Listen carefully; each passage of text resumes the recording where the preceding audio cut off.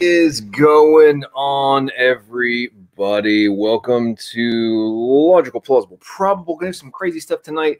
Myself and one and only CJ Cox, also known as the Synagogue.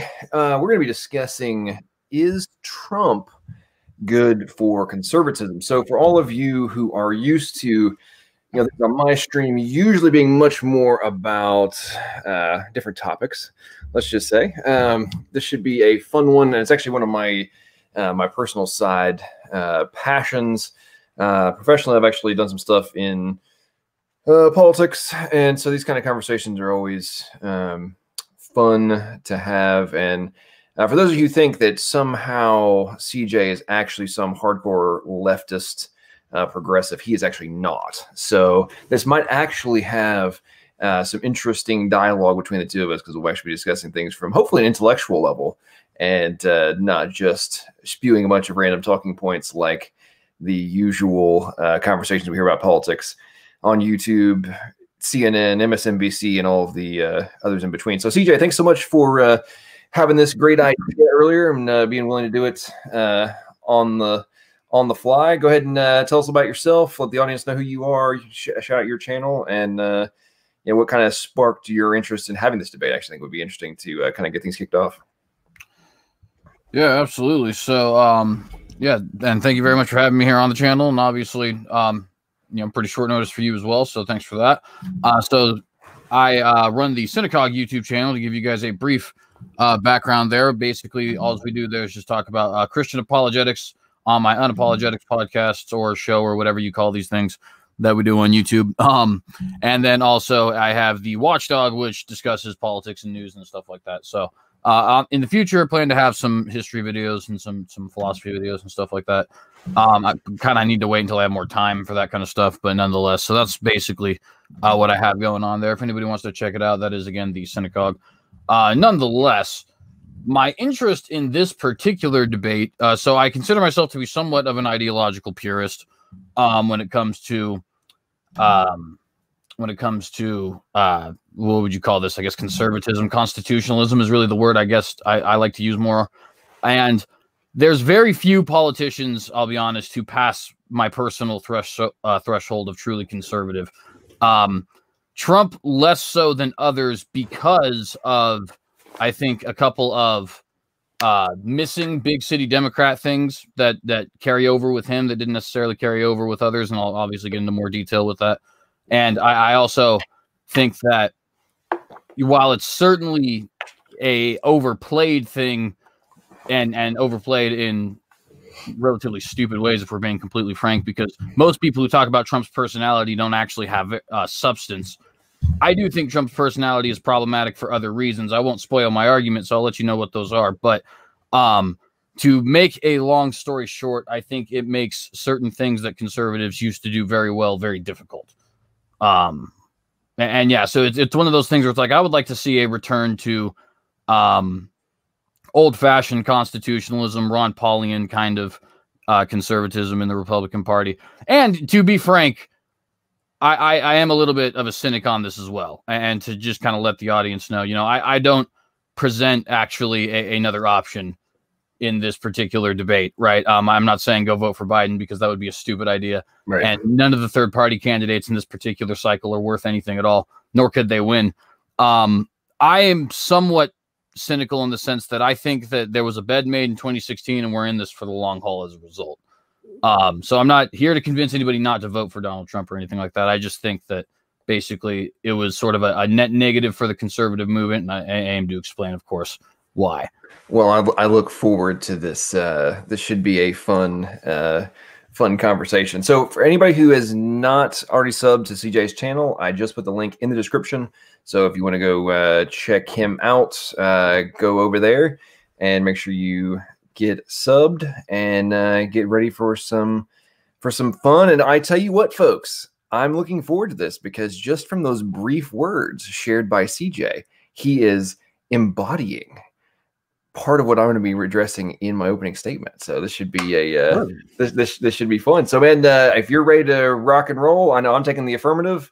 So I guess I will go ahead and go first. Those of you who this is like the first like real live debate I've done on my channel, so we're going to kind of follow the MDD rules. And since CJ is not a liberal, I don't think we really need a mod. We can actually have general conversation. So we're going to do opening statements, probably 10 to 12 minutes. I have no idea how long mine is going to be. It's not going to be that long because I wrote it very rapidly, and it's not that long. So kick that off. Then we'll go into open discussion, and then if anybody wants to answer some ask questions towards the end, we can do some of that. But just kind of wait to post them until, like we say, we're getting close to that. I'll make a reference to that because I actually kind of need to be able to like look at them in the live chat. So hold on to your questions until the end, and yeah, should be a good time. So I guess without further ado, let's rock and roll and do this. Sure. Just so you know, I'll have my camera off for your opening statement. Okay. All right. Actually, let me get a timer going so I know how long I'm running my mouth.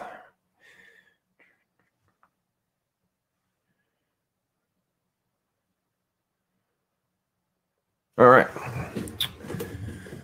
Here we go. All right. So tonight, as we discuss the concept of is Trump good for conservatism, I want all of you watching this live or in the future to remember one very important fact.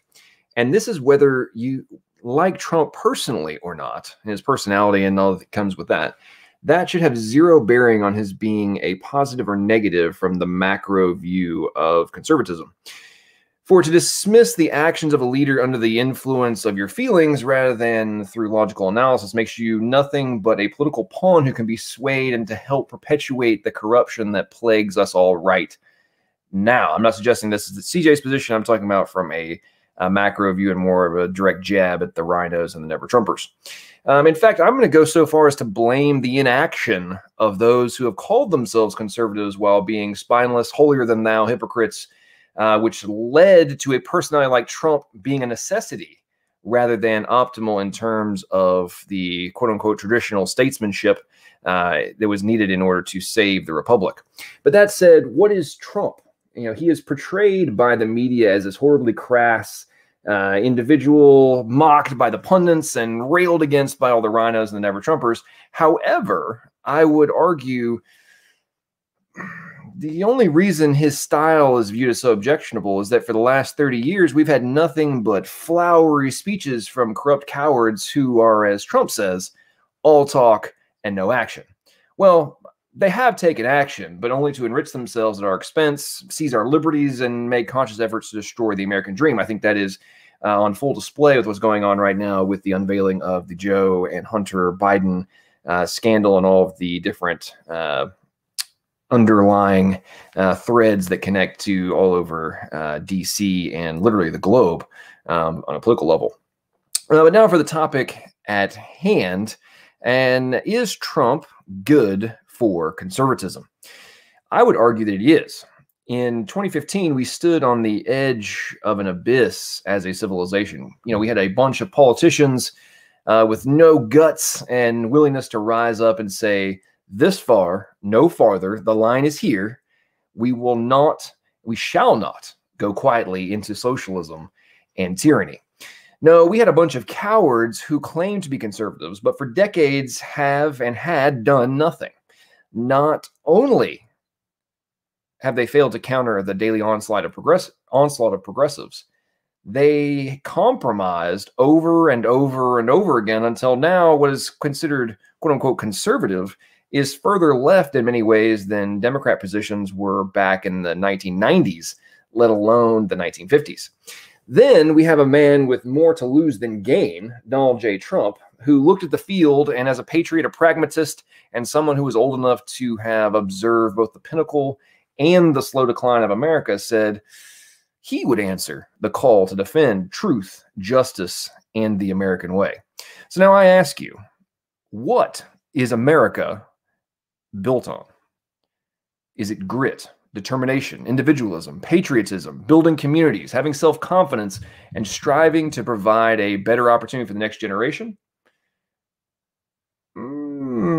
Defending truth, justice, and that American way, reliance on God, guns, family, and community to defeat all enemies, both foreign and domestic, to stand tall against government oligarchy and take action to expunge corruption from all facets of our society? Well, I would say yes, and I would ask my opponent if those things are not the foundation of the conservative movement. And with that in mind, who else in the past 30 years has done this to the level of Trump? Who? The answer is no one. So is Trump good for conservatism? Well, if he hasn't been, then why were we on the edge of defeat in 2016 and now have the opportunity to keep America great again? And yet victory was snatched back then from the jaws of progressive tyranny. Guts and willingness to lose are what separates winners from losers, the strong from the weak, and those who are all talk and no action. Now, as president, has Trump been faced with enemies on all sides? Who are his friends? Who are the foes? The deceit, the intrigue, the level of all-out assault and attempts to defeat him make Machiavelli's The Prince seem like a book for children.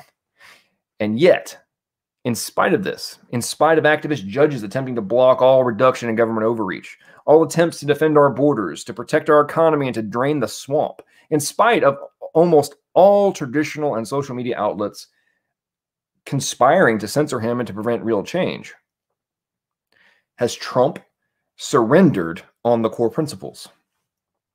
I would say no. So I asked my opponent, is the man who has shown that by refusing to be weak and placate those who seek to destroy you can literally change the course of history, is he good for the conservative movement? I would say yes, absolutely. Obviously, we cannot look for the hypothetical perfect leader. That person does not exist.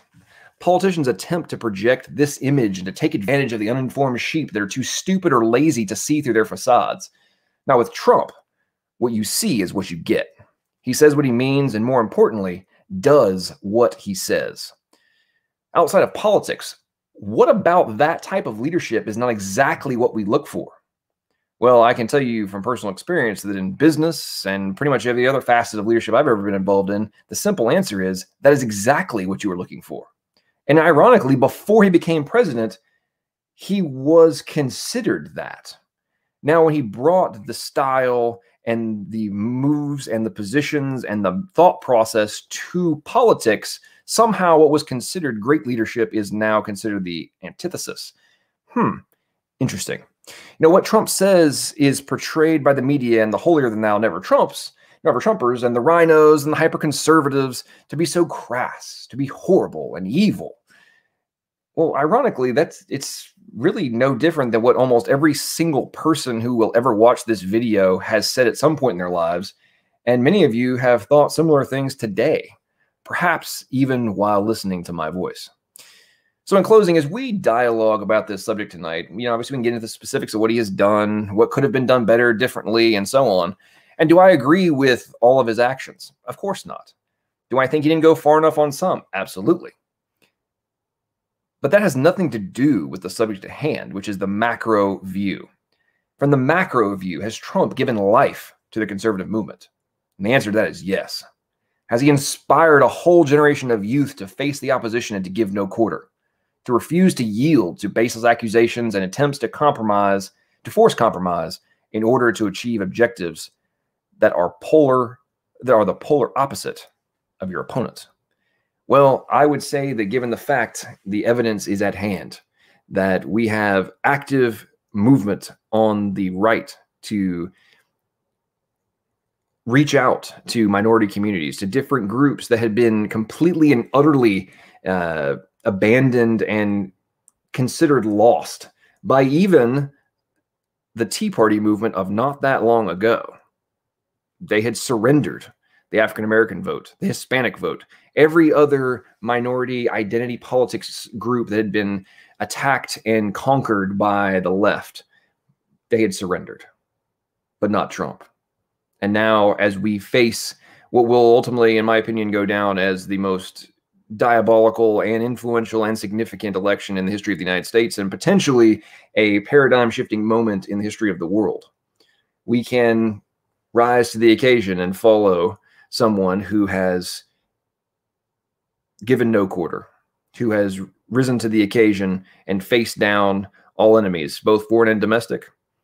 Or we can rely on purely hypothetical, strict ideologies that if somebody does not fulfill them 100%, they're viewed as a negative. Or we can be pragmatic optimists and look for those who may not be perfect, but do what it takes and rise to the occasion in the moments that matter. I yield.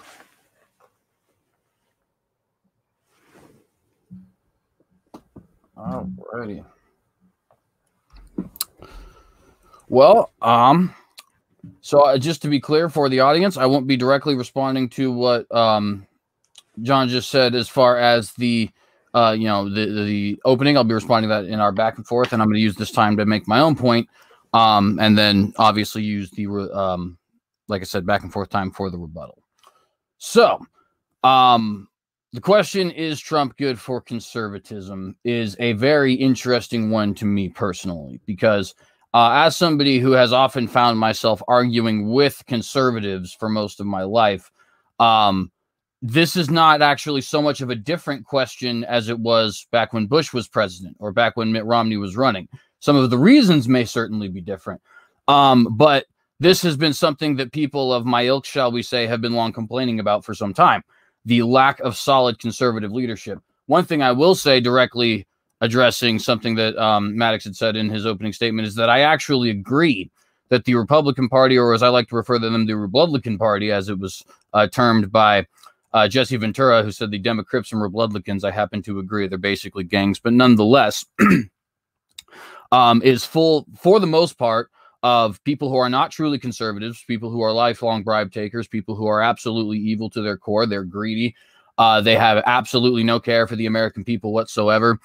Mitt Romney was the Mormon version of Barack Obama, and John McCain was the very old version of Barack Obama, and Barack Obama was the slightly black version of George W. Bush, and so on and so forth. There's not, I think, like a kebab necessarily, or not kebab.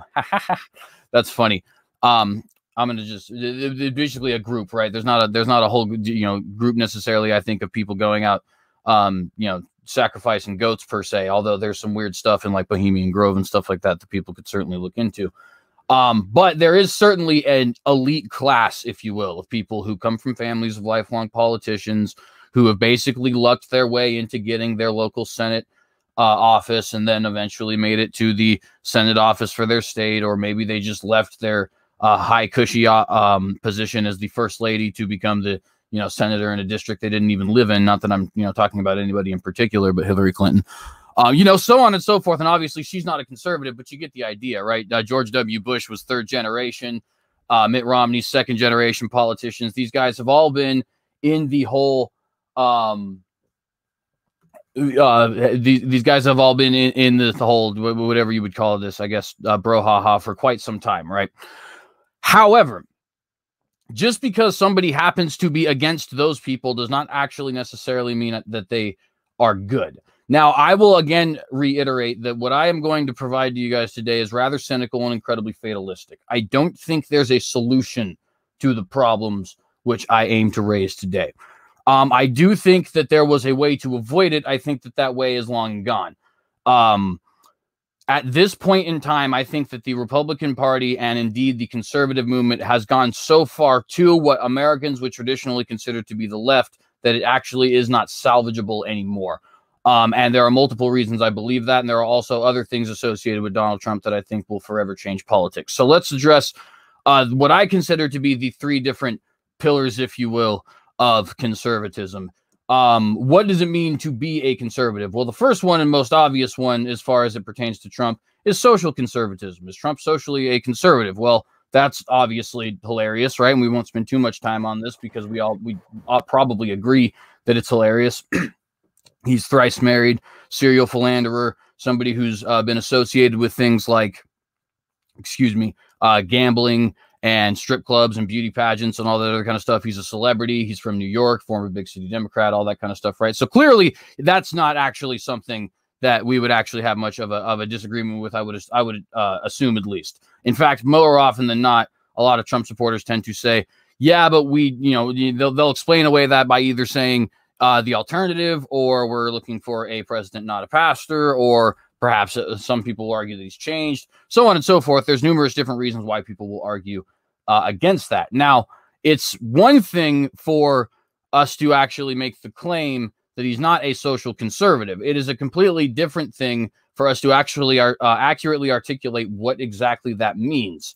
Now, in my view, for a long period of time, it was conservatives and conservatives alone who operated as the dam, if you will, to repel the waves of just absolute debauchery in this country. Everything down from, we were talking about things like homosexual marriage at one point in time.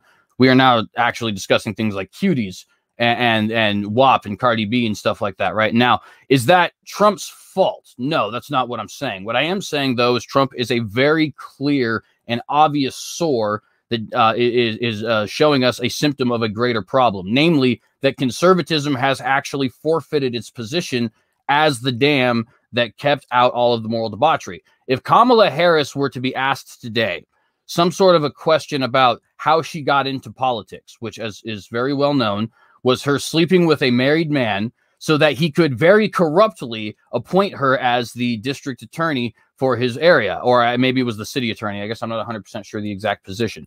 Point being, she could easily, and granted, it's technically a too cool Clay fallacy, but that doesn't matter in the mind of the voter. She could easily turn right around and say, Trump, really? Thrice married, cheated with a porn star, constantly cheating on his wives, grabbing by the pussy? Are you serious? You're going to question my life?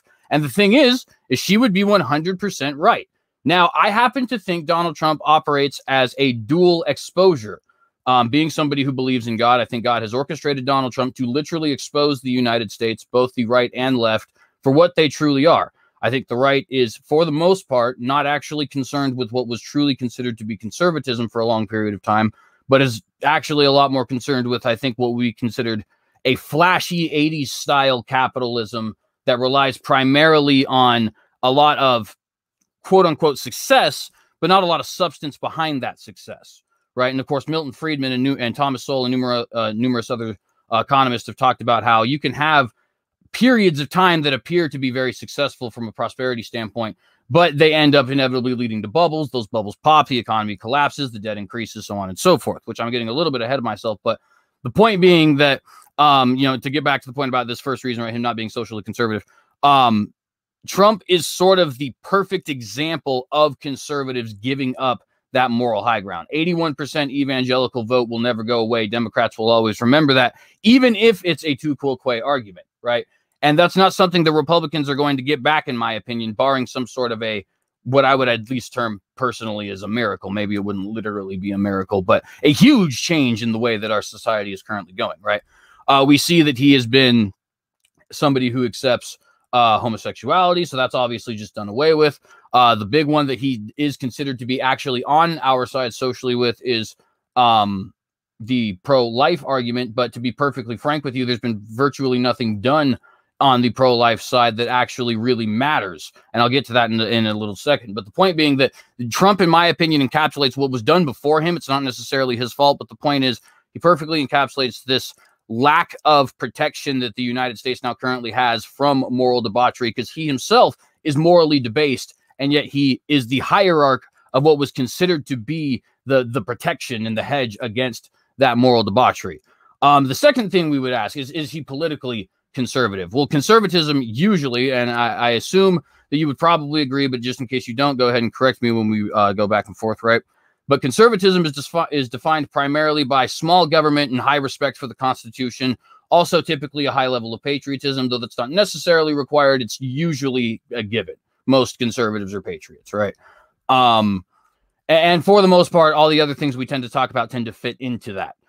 We tend to want a prosperous society, but of course, so did the left. They just think that it can be achieved through stupid means like Marxism or some mix of Marxism or Keynesian economics or something like that.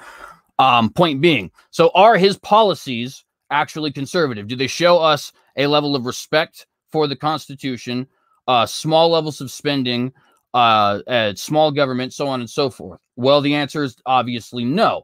So he's been okay with things like the USA Patriot Act and Real ID Act and so on and so forth. Things that he did not actually originally sign into law. Those were actually both in particular signed into law by George W. Bush, but things which Barack Obama before him, George W. Bush before him, and he as well have done absolutely nothing to do, have done absolutely nothing to stop, rather, right? When it comes to groups like Edward Snowden, the Bundys, Chelsea Manning, who obviously is formerly Bradley Manning, right? These people tend to either be completely forgotten by Donald Trump. Julian Assange is another really good example of that, or only actually pardoned by Trump when it starts to become politically convenient, like the Hammond family, which shows, in my opinion, what is true, which is that he's a populist. He doesn't really have beliefs per se, as much as he has an idea that he wants the society to be prosperous and also that he wants to be the president. When it comes to things like gun rights, Donald Trump has advocated suppressor bans. Donald Trump has been for bump stock bans. Donald Trump has been for red flag laws, which are not only an egregious violation of the Second Amendment, but an egregious violation of the Fourth Amendment as well. Speaking of disrespect for the Constitution, Donald Trump has famously endorsed not only waterboarding, but a hell of a lot more than waterboarding, as he has stated.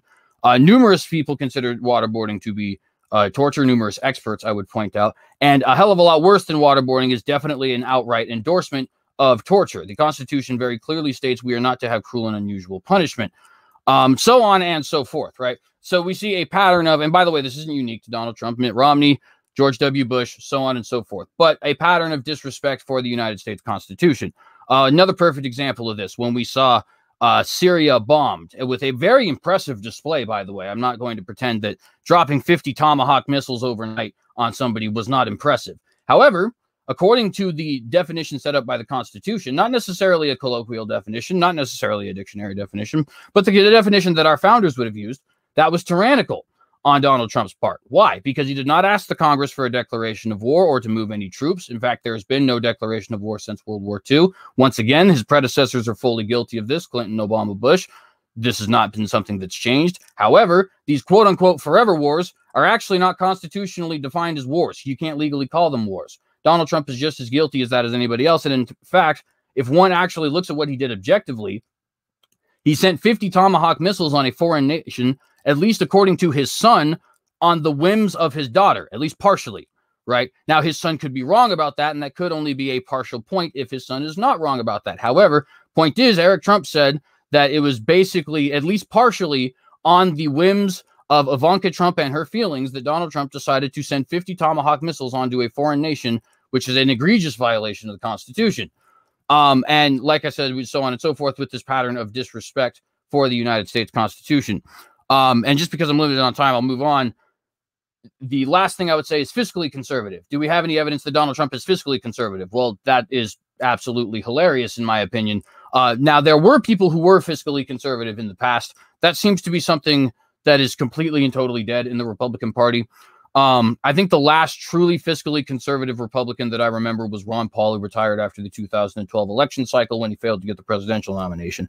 But nonetheless, to give you guys an idea, the 2019 fiscal year, which was approved well before we had anything that had anything to do with COVID, had a $964 billion deficit. Barack Obama did not have a deficit that big in any of his 4 final years. Okay, so, and that is before COVID, when Trump obviously got, I mean, our deficit this year is going to be in the multiples of trillions, which of course is not strictly Donald Trump's fault. It also has a lot to do with Pelosi, McConnell, and a bunch of other people who quite frankly have no idea how they're going to pay for all this. But even before that absolutely ridiculously egregious spending on COVID, there was still $964 billion in deficit, nearly a full $1 trillion in deficit for the 2019 fiscal year.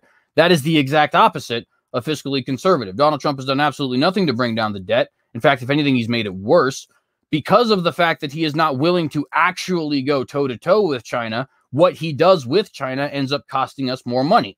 Now, he is right that we need to have trade wars with China. The problem is he doesn't actually have what would you call that? The chutzpah, I guess, to follow through with what he's been going through with. Now, in some instances, he gets small victories, but what we really want, as Donald Trump used to state, if we go back to 2011, 2012, even 2015, Donald Trump, what we really want would be a return to our strength in manufacturing, as well as a little bit of a peak in our own currency's value, as well as a little bit of fair trade deals with China, as well as what was it? Sorry, there's another moment here. I'm kind of, you know what? It'll come to me at a random time when we're going back and forth, so it doesn't matter. But there was another thing that he had mentioned that was very important with China. Oh, right, yeah. An agreement with China. We're not going to have any sort of a deal with you at all if you're not going to play by certain rules. For example, you don't get to hack Sony, right? It's specifically American Sony employees. You don't get to send the interview, for example, and the people who worked on the interview, all that information to the North Korean government so that they can start threatening people because the hamster who runs North Korea is a little bit upset that somebody made fun of him, right? You don't get to do those sorts of things. Trump backed down on virtually all of that. And by the way, as it just so happens, the trade deficit, which was another one of the big things I wanted to get rid of, just so happened to have gotten worse, right? The only thing he ended up actually getting is a trade deal that in the end did give a little bit of what you could kind of term, I guess, as a benefit for farmers. It's a little bit of a benefit for farmers. He actually touted this in his recent debate with Joe Biden. It's kind of like a subsidy, for lack of a better term, though. You know what I mean? Like, it's not like this actually offered a serious relief to farmers, considering farmers all over the country are getting bought out by massive real estate corporations, which, to be fair, has a lot to do with state-level politics and not a lot to do with federal. I digress, though. The point being, and we'll get more into the nitty-gritty, obviously, because I don't want to take too much time. I think I've been rambling. The point being, Donald Trump does not meet any of the three criteria. He's not financially conservative. He is not politically conservative. He is not personally conservative. And as a result, the conservative movement continues to go farther to the left, in my estimation. Donald Trump has famously had the defense from people like Ben Shapiro, Tucker Carlson, Dave Rubin, and so on, that his rhetoric was used by Bill Clinton in the 1990s. And honestly, my only point is to completely agree. But Bill Clinton was a Democrat, and we need to remember that. And with that, I would yield.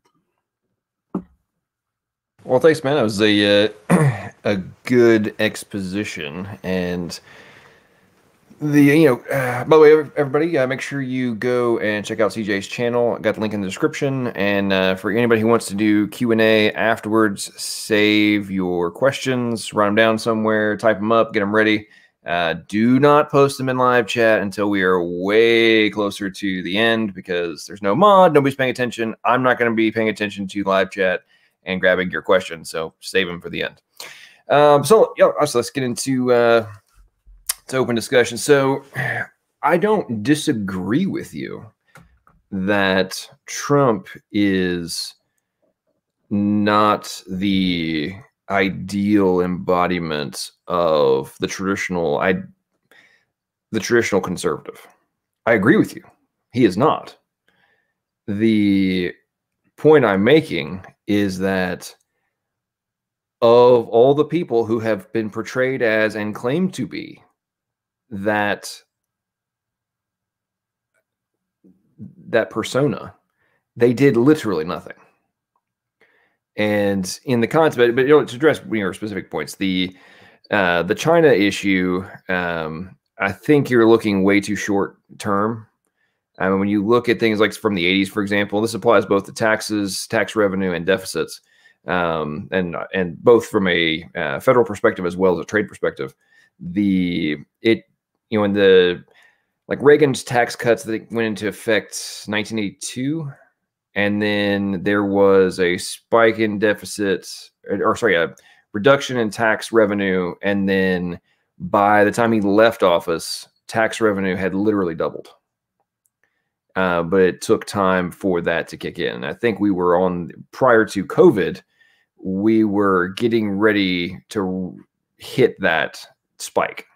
So I think to argue on things like trade deficits, and I don't disagree with you on the ridiculousness of the federal budget deficit. However, I think presidents get way too much blame for that. It's the incompetence of the legislature, which, as you know, the spending bills come from the House, and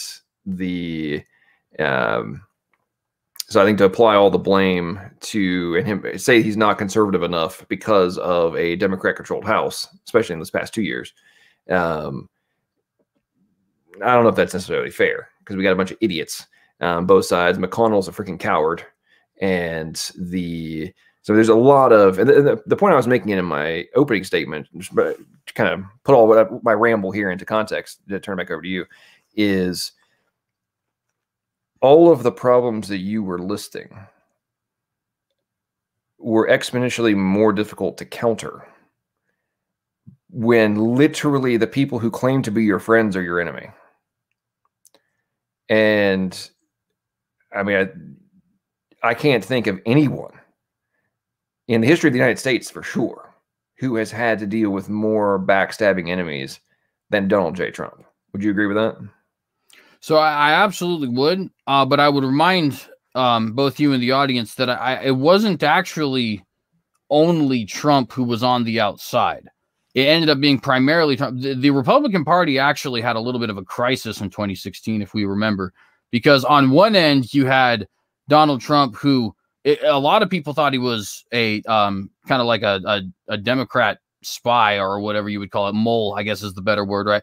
Other people thought that he was obviously kind of like Kanye's campaign 2020, and other people still, even though they've ended up, and this ended up actually being a positive for him because a lot of his supporters ended up agreeing, saw him more as like your traditional right-wing populism kind of guy, Americana, as Alex Jones famously put it, Alex Jones ended up in 2016, if we all remember, right, being a big part of the whole Donald Trump movement, as did many other people, not just him, Milo Yiannopoulos, right, Gavin McInnes, all those guys. So Ted Cruz was the guy who Donald Trump beat as far as being second place, right?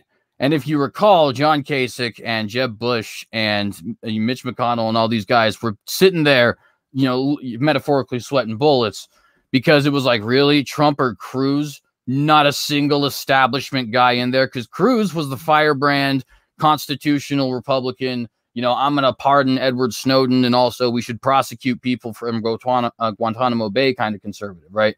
And he did exist, and not only did he exist, he nearly won. I would argue, not that this is obvious, not that we're getting necessarily religious here, but I would argue without the evangelical support that was actually given to Trump, Cruz would have won. It's a mystery to me why evangelicals ended up supporting Donald Trump in mass and not Cruz in mass, because Cruz tended to represent them more as far as his personality was concerned. Because they knew that Cruz wasn't going to beat Hillary Clinton. See, I got to be honest with you. I don't know that. I think it would be very difficult for a Republican in 2016 to lose to Hillary Clinton. I think Donald Trump certainly. Hang on. He won by less than 80,000 votes. He was also despised, though. Let's bear in mind. Like, let's see if we had somebody like, for example, a Ben Carson, who was maybe, who would obviously have the typical attacks against the right-wing politician like George Bush did, but maybe wouldn't be as polarizing as Donald Trump. He probably not only would have won, but could have even potentially won the popular vote. One of the things we see in politics quite frequently, right? You got 8 years of Reagan. Reagan happened to be particularly popular, so you got 4 years of his vice. But then you have 8 years of Clinton, and then you have 8 years of Bush, and then you have 8 years of Obama, right? So just based off of the trends that we have from the past, it's another part of the reason why, like, for example, when Republicans lost the House in 2018. Well, it doesn't really surprise anybody because that's pretty typical. You have a president switch, you tend to have the House in the same party as the president when you switch, and then he loses the very next time because that's just the way politics works in America for some reason, right? So barring, I think, some really weak, like Mitt Romney clone, like a John Kasich, which, to be fair, he still might have been able to win because George Bush is one of those weak kind of guys. He would be, obviously, before Mitt Romney, he'd be like a Bob Dole clone, if you will. But George Bush Jr. was like, he lucked his way into politics, right? He was the president because it just so happened that his dad was president, and his dad got into politics because it just so happened that his dad was a banker who was really into politics. You know what I mean? These guys have links to Richard Nixon and the Rockefellers and all this kind of stuff. And I don't mean that in a conspiratorial sense. I mean that in the literal sense. Like they're just members of the elite. There's nothing necessarily wrong with it. The point is that even somebody who was weak and wishy-washy and not at all a conservative like John Kasich could have potentially won. No, dude, that's like saying that having a second round of Mitt Romney is going to win. I mean, that you're saying that the same type of, okay, think about how much animosity there was against Obama in 2012. Tons. Turnout, tons. People wanted to stop Obama. And Romney, by being wishy-washy and not drawing lines in the sand, lost. And historically, if you actually look at it, the centrists don't win. Well, Like, and that the reality is, I mean, think about Reagan. Reagan was the polar opposite of Jimmy Carter. Right. He made the point to brand himself as the polar opposite of Jimmy Carter. It's exactly what Trump did. The polar opposite of Hillary Clinton. Right, none of the Republicans were doing that, and except for potentially a Ted Cruz, but Ted Cruz is not he's not a national leader.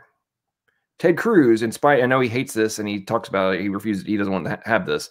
Ted Cruz would be fantastic on the Supreme Court. As president, no. He is not, he does not have the dynamism that's required to beat the media at their own game and to beat the left and their level of brainwashing. Because something I think that folks like you and I have to remember is that 99% of the United States population knows 1% about politics in comparison to us. And it's very easy for us to think there's no way that people could actually be this ignorant. Yes, there is. Yes, there is. That's the unfortunate reality we live in. I mean, I think it's being embodied by what's going on with COVID right now. I mean, you talk about like suspension of constitutional liberties.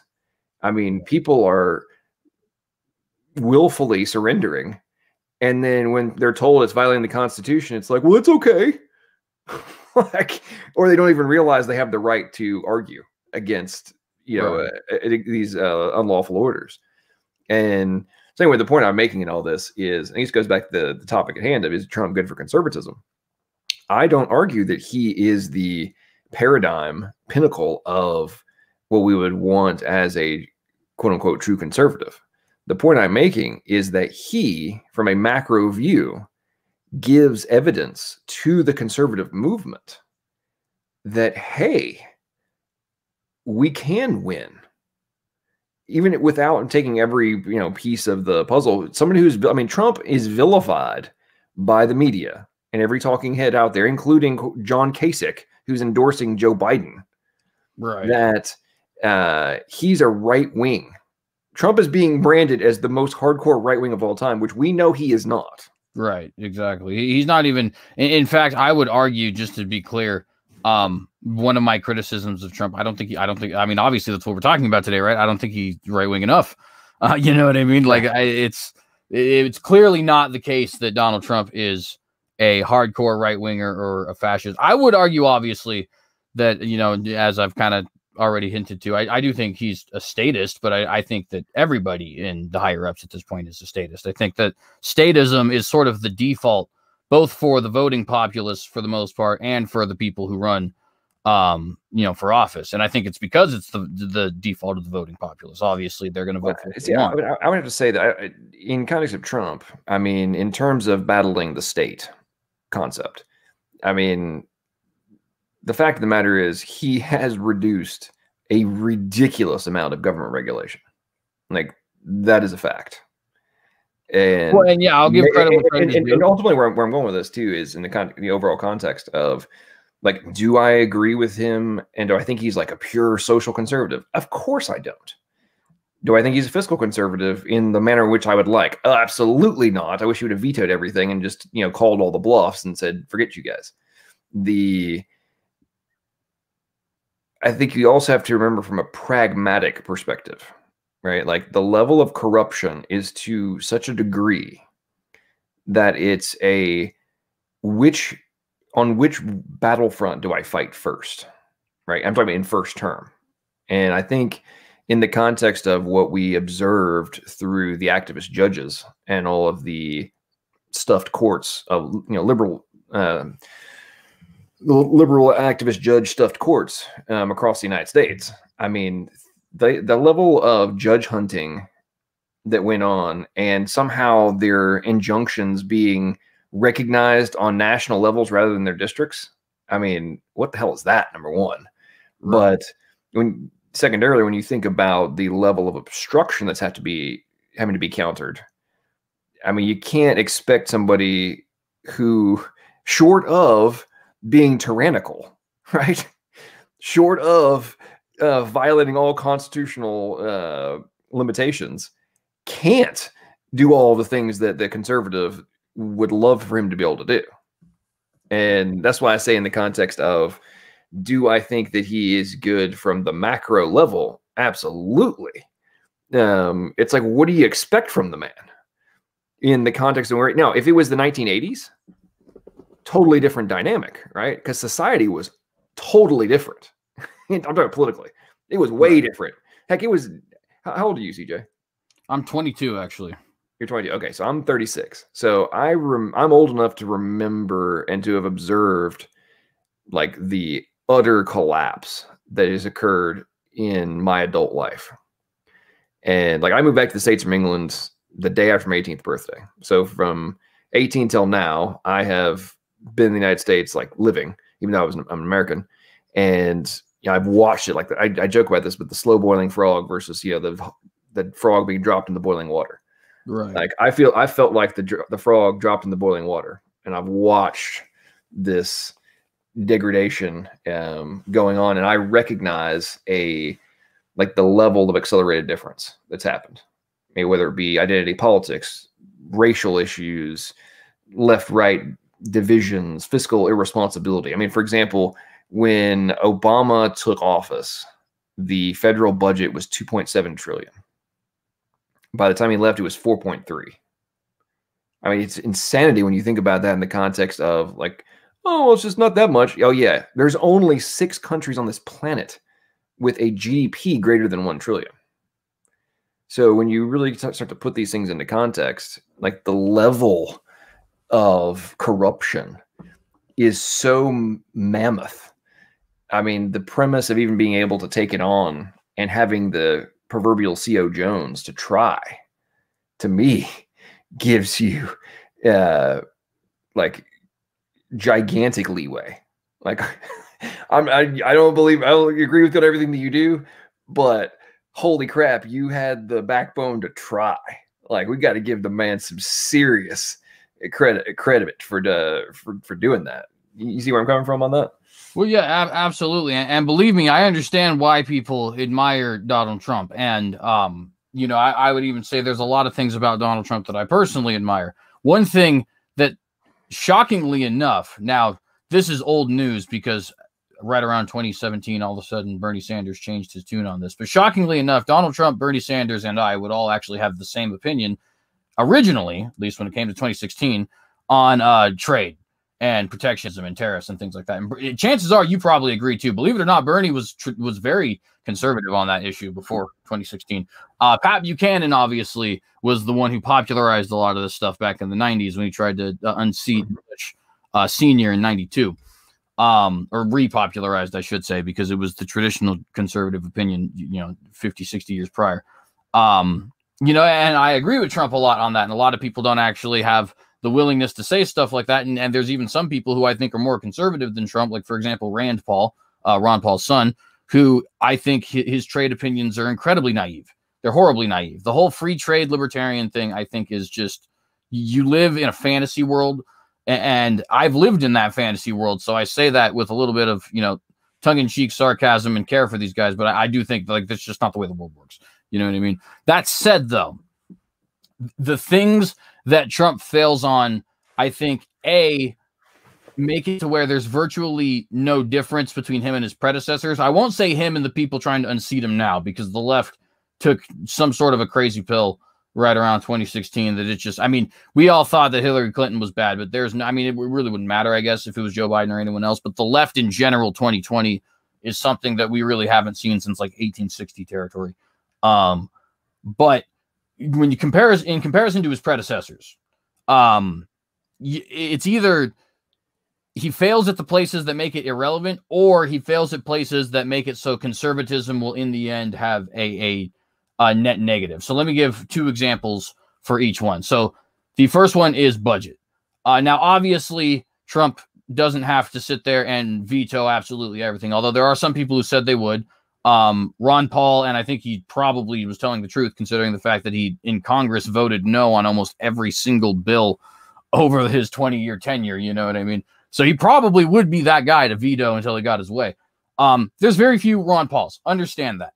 That said, there's a lot of stuff that Trump as the executive could do to reduce that budget without actually even, in fact, he would be constitutionally obligated to do these things under some circumstances, at least constitutionally able, and could bypass Congress completely.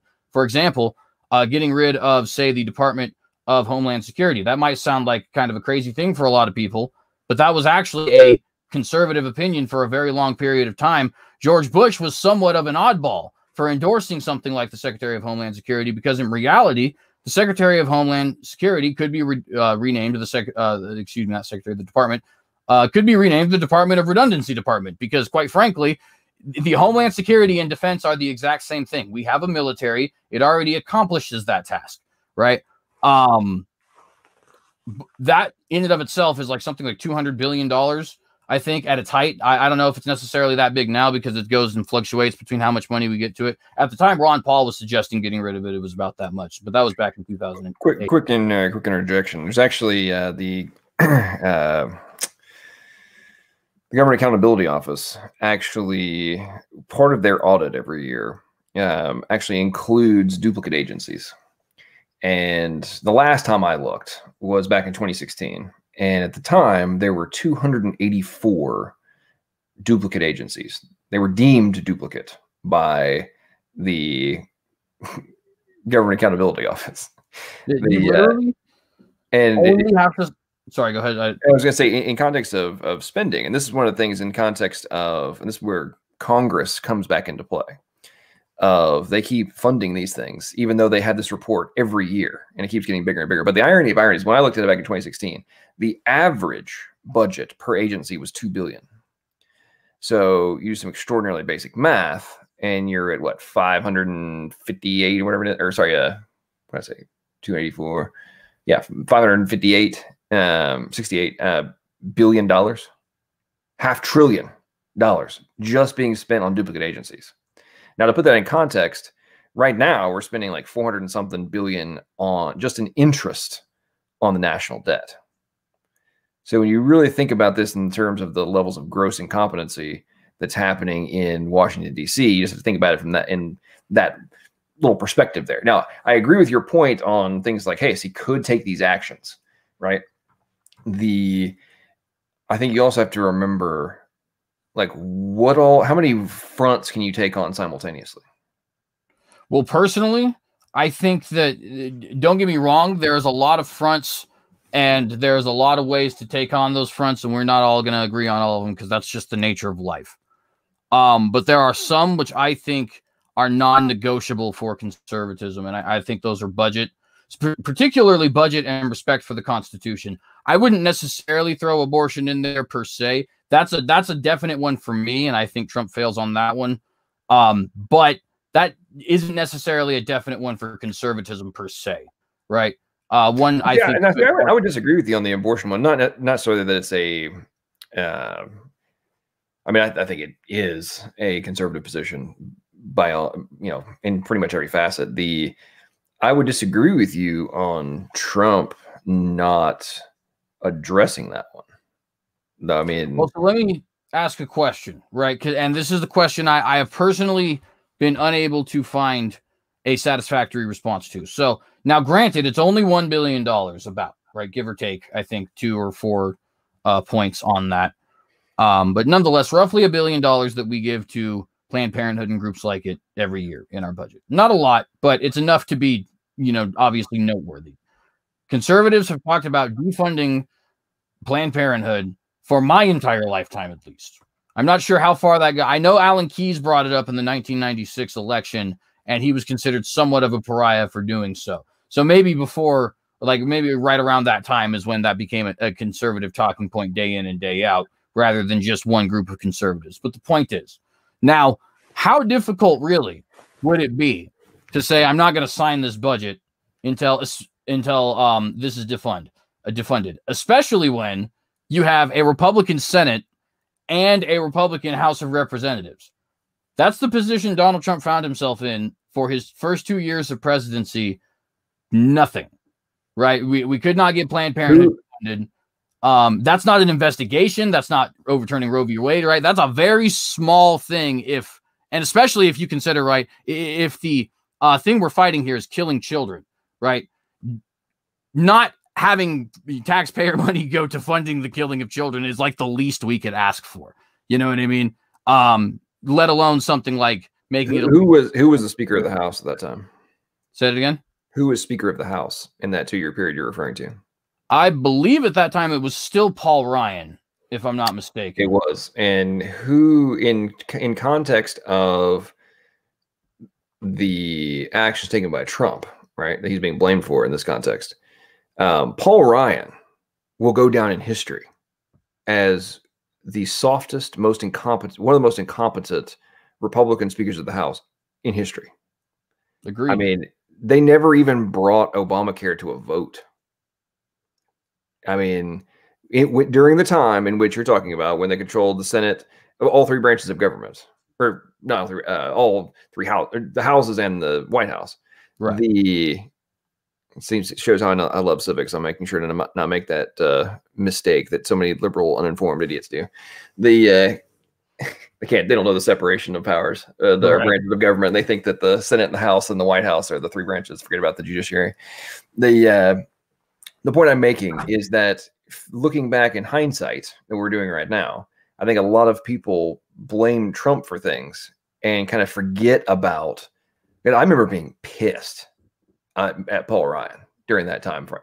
I'm just like, at what point are you going to realize this is why you guys are incompetent little idiots who can't maintain power?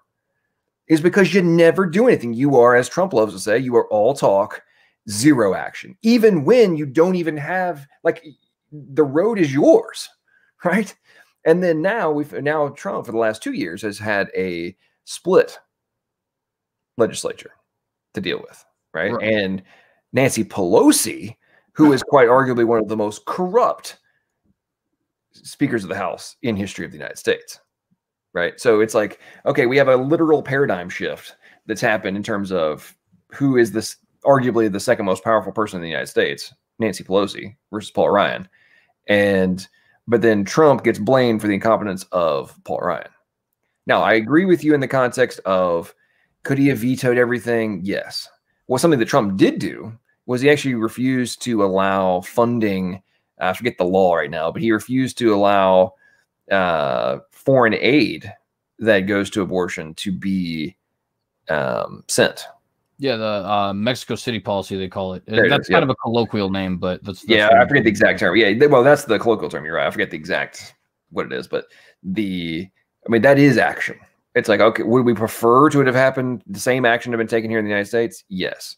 But you also have to, again, you have to look at things from a pragmatic perspective I'm talking about, especially in the context of that first 2 years of, you have an idiot controlling. And let's get real. Mitch McConnell is, as leader of the Senate, that guy is so incompetent. He's equally spineless. He somehow gets things done only at the very absolute last minute and don't even achieve the vast majority. He accomplishes like one or two options and like surrenders everything else. It's amazing. The idiots that are somehow controlling the Republican Party. But my point, anyway, my long-winded point is, we can't, in context of our discussion right now tonight, the reason I think that Trump hasn't been able to accomplish a lot of the things that the ideal conservative would like is that not only has he been blocked by members of his own party and the left and the media and big tech and the ridiculous amount of judges who have overreached their power, and then the compromised Supreme Chief Justice of the Supreme Court, Roberts.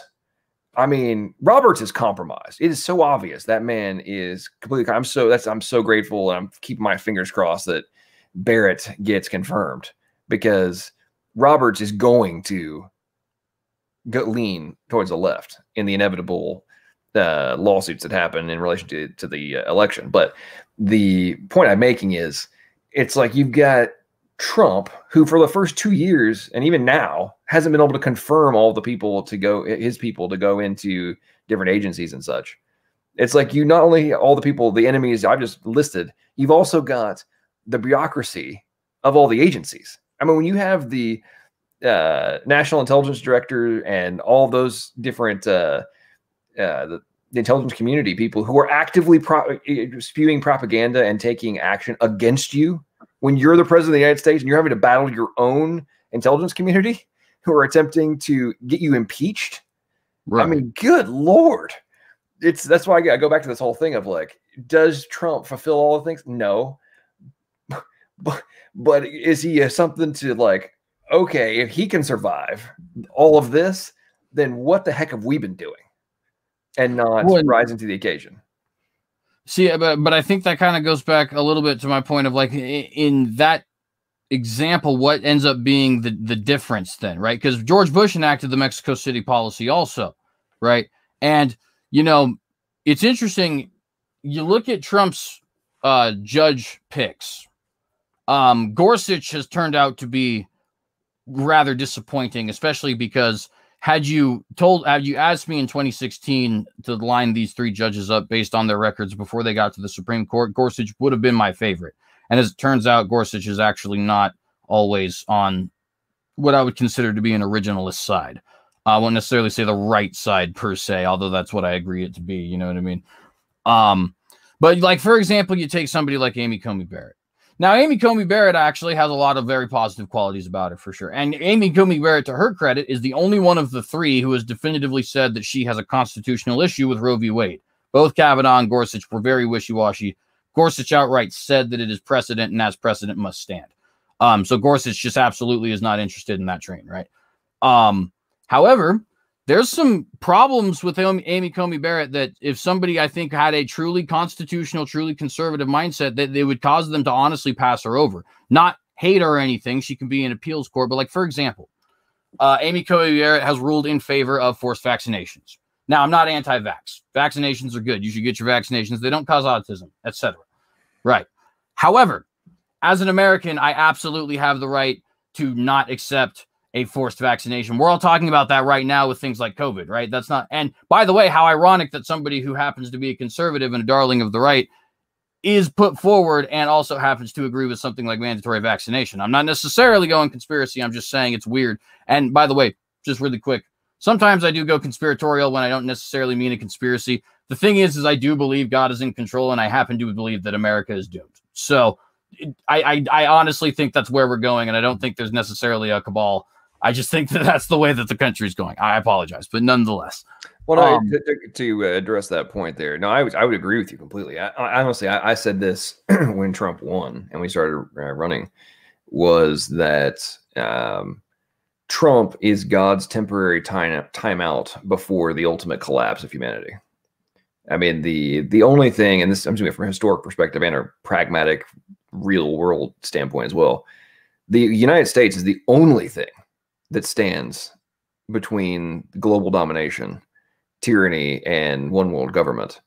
And the irony of Trump winning and being the one person true, I'm not going to, from a leadership power, actual, somebody can make a difference perspective, standing tall and giving no, like, there is no question that Trump is against globalism, right?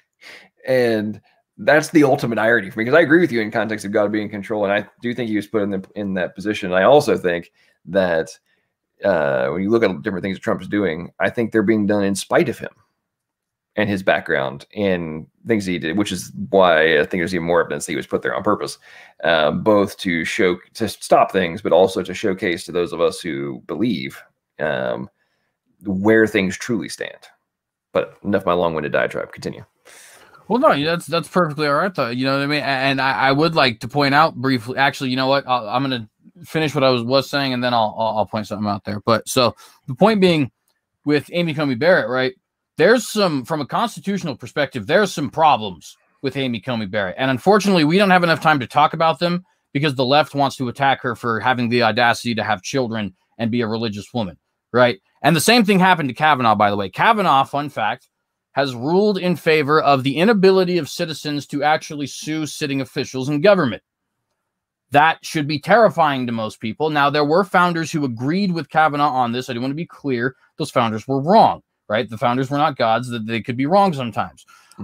George Washington happened, and Thomas Jefferson and James Madison, all three happened to be against it. And there is good reason for that, right? You should be able to, under, of course, certain parameters, because you can't just be suing the government for every wish thing in the entire world and get them bogged down with litigation. There should be the ability to actually go after the government for wrongdoing, right? Especially if it can be definitively proven that they have committed some level of wrongdoing.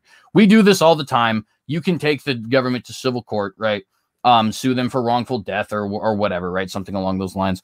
Kavanaugh happens to believe that that's not something that's cool. That's just one particular example, right? Now, we never got the chance to address that because everybody had all these ridiculously false allegations propagated by celebrities like Michael Avenatti, who are masquerading as lawyers, right? And so as a result, we had to defend him for that because that was a matter of his character, which, to be fair, is the more important thing at that point. The man shouldn't be slandered, right? But we never got to address the substance, which is, are you really an originalist judge who's going to defend us? Another fun fact about that. Kavanaugh's a little bit wishy-washy on the gun issue, kind of. It's not like he's not like definitively, I would take guns sort of thing or anything like that. But Kavanaugh has openly stated before that there is some level of constitutionality behind what people would call common sense gun reform, right? Like red flag laws and things of that nature, which is always a Trojan horse. We have something like 28 different Western nations to prove that, right? Because they all did it, and now they all don't have firearms anymore. Britain, Ireland, Canada, France, so on and so forth. You know what I mean? And Gorsuch actually, surprisingly, was the only one with a solid history, and it turned out that Gorsuch, in a lot of ways, is lacking, and that's unfortunate. But he's not lacking in every single way. Obviously, he has said outright that he has no interest in doing anything about Roe v. Wade, and has also ruled in favor of some very, what I would call, less than originalist rulings. For example, the whole thing saying you can't discriminate on transgenderism based on the 14th Amendment, which, I mean, look, here's the thing. I'm not going to get too big into that issue because we could obviously go on a tangent on that for hours, but people need to have the ability to say, hey, this job is something that we have for females. Like, for example, I don't know, off the top of my head, a rape counselor. You know what I mean? That was an egregious ruling on Gorsuch's part. And obviously that wasn't Trump's fault because Gorsuch has a solid history. But the point is, he had two who did not have a solid history. And the one who did is turning out, at least on the surface initially, to be a flop. So his judges on the Supreme Court really aren't that impressive in the long run. They could, but who very badly, in some very bad ways. But who presented them to him? Well, and to be fair, I think Trump does have some people around him who are probably not particularly wise. Trump has actually had members of the outright swamp in his cabinet before. I think the most, egregious example is John Bolton, because, I mean, geez, how did you manage to get somebody like John Bolton? Now, to be fair, I'm sure that John Bolton was somewhat of an olive branch to the Romneyite, Bushite kind of conservatives in that sort of way. It didn't work, but lo and behold, that's what happened there. There was the guy before Pompeo, I'm trying to remember his name, Tillerson. Tillerson was as warmonger as I have ever seen a Secretary of State ever be. Now, obviously, 22 years, not very long. But Tillerson was like, nah, we're going to invade China, and we're going to invade Venezuela, and we're going to invade North Korea, and I want more troops in Syria. War is awesome.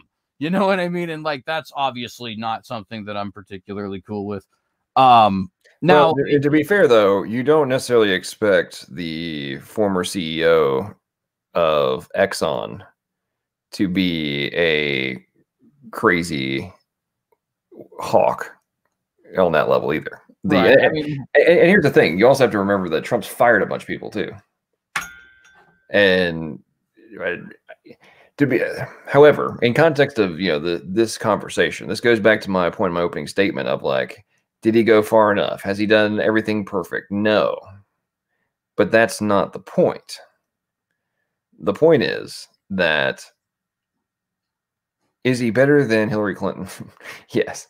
But in the context of the previous folks who have claimed, I'm talking about in Washington, right, that have claimed to be conservatives, what have they gotten done? Well, with some of them, they didn't actually have the power. Now, obviously, with a lot of them, we would agree. McConnell, we're going to agree, and with the Bushes, we're going to agree, and with Romney and a lot of these guys, I'm not just talking about presidents. I'm talking about, because I mean, other than since Reagan, there hasn't been a quote unquote conservative, traditional conservative, right? President. But so, for example, I'm talking about the people that have held office in government leading up to this. Like, we've had tons of them that have been supposedly conservatives and been recognized as these, true conservatives. They got nothing done. Well, to be fair, they're typically not given power. And I honestly believe, and I know this will be controversial and some people might not like it, but I honestly believe that the reason Donald Trump did get power has somewhat to do with the short attention span of people in general. It's not an insult on his particular followers. It's just, so let me just go on the whole diatribe, right?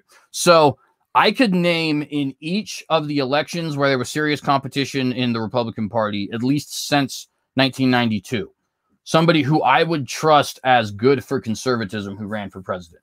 In fact, I can just do it briefly right now. Buchanan in 92 and 96, Keyes in 96 and 2000, Forbes and Huckabee. No, Huckabee didn't go in 2000. Sorry. Forbes, 2000 and 96 as well. Somebody who I think could be trusted. The Constitution Party in 1992, 96, 2000, 2004, and 2008, even though all of those are a third party, as well as Ross Perot in 92 and 96 are people I would trust. Ron Paul in 2008 and 12.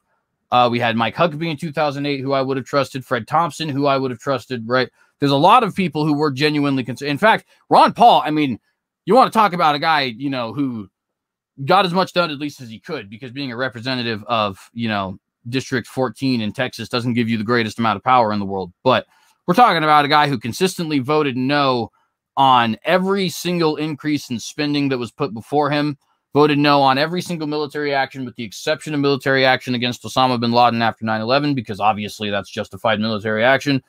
Talking about a guy who was staunchly pro-life to the point of even suggesting amending the Constitution so that there was no ambiguity whatsoever about the definite, you know what I mean? Everything he could have done, he did do. And unfortunately, because he's not super flashy, Republicans did not support him in 2008 or 2012 when he ran for president.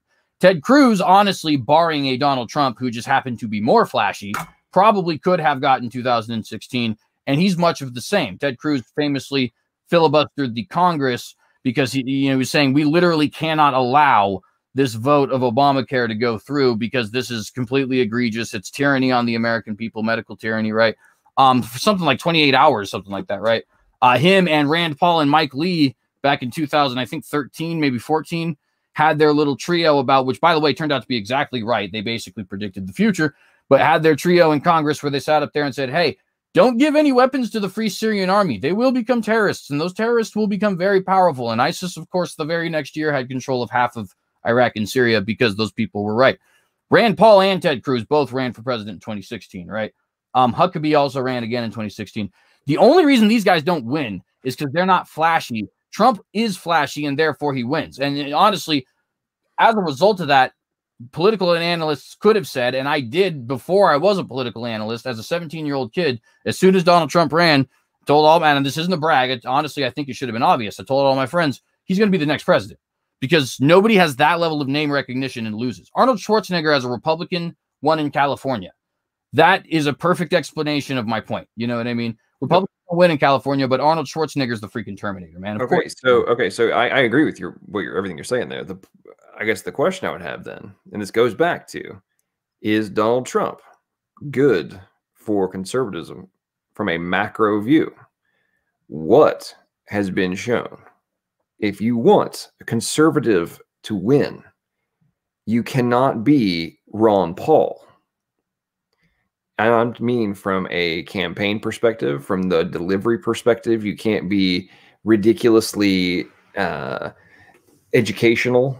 And this goes back to the point I made earlier about the folks such as us have a very hard time truly comprehending the reality which the vast majority of Americans, even those who consider themselves conservatives and will vote in favor of conservatism, Republican policy, et cetera, et cetera, they don't actually know what the hell they're voting for.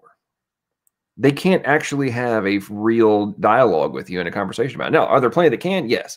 But I mean, I'm talking about from the macro, again, the macro view, the big picture perspective. I mean, the majority of schools in the United States have not taught basic civics for almost 30 years. I mean, we have to think about this. Like, multiple generations haven't been taught civics. Less than 20% of Americans right now, as of 2020, can even name all three branches of government. So when you think about this in the context of what is constitutionalism, what are your constitutional rights, like all of these different things that we've been discussing, like you have to keep in mind in the back of your head in terms of how these things are approached is most people don't even know what the heck you're talking about, right? And yet as conservatives, we somehow think that we're going to win without pulling punches, or sorry, with pulling punches and, being all, conservative and from a stereotypical perspective, rather than going out and being flashy in the manner that is needed to break through the walls that exist in modern society. And this is why also in my opening statement, I said, does Trump, is he the traditional quote unquote statesman? No, of course not. But that's the point. In the here and now, he's what we needed. Otherwise, we're dealing with Hillary Clinton and the who knows where we're sitting right now. I mean, you talk about constitutional amendments. There's no telling what level of constitutional liberties would have been decimated, whether it be through the courts, laws, or just refusal to recognize our liberties. I mean, look at what's going on in mostly Democrat states and some Republican states right now. I mean, they're ignoring the Constitution left and right. Judges are refusing to, rule in favor of your constitutional liberties. I mean, like, that's what we're dealing with right now. And, we're on bullseye for conflict. I mean, if Trump loses, who knows where we're going? But that's a sidebar. Continue. Enough of my tangent. Continue. No, you're fine, man. Absolutely. I go on just as long, if not longer, tangents.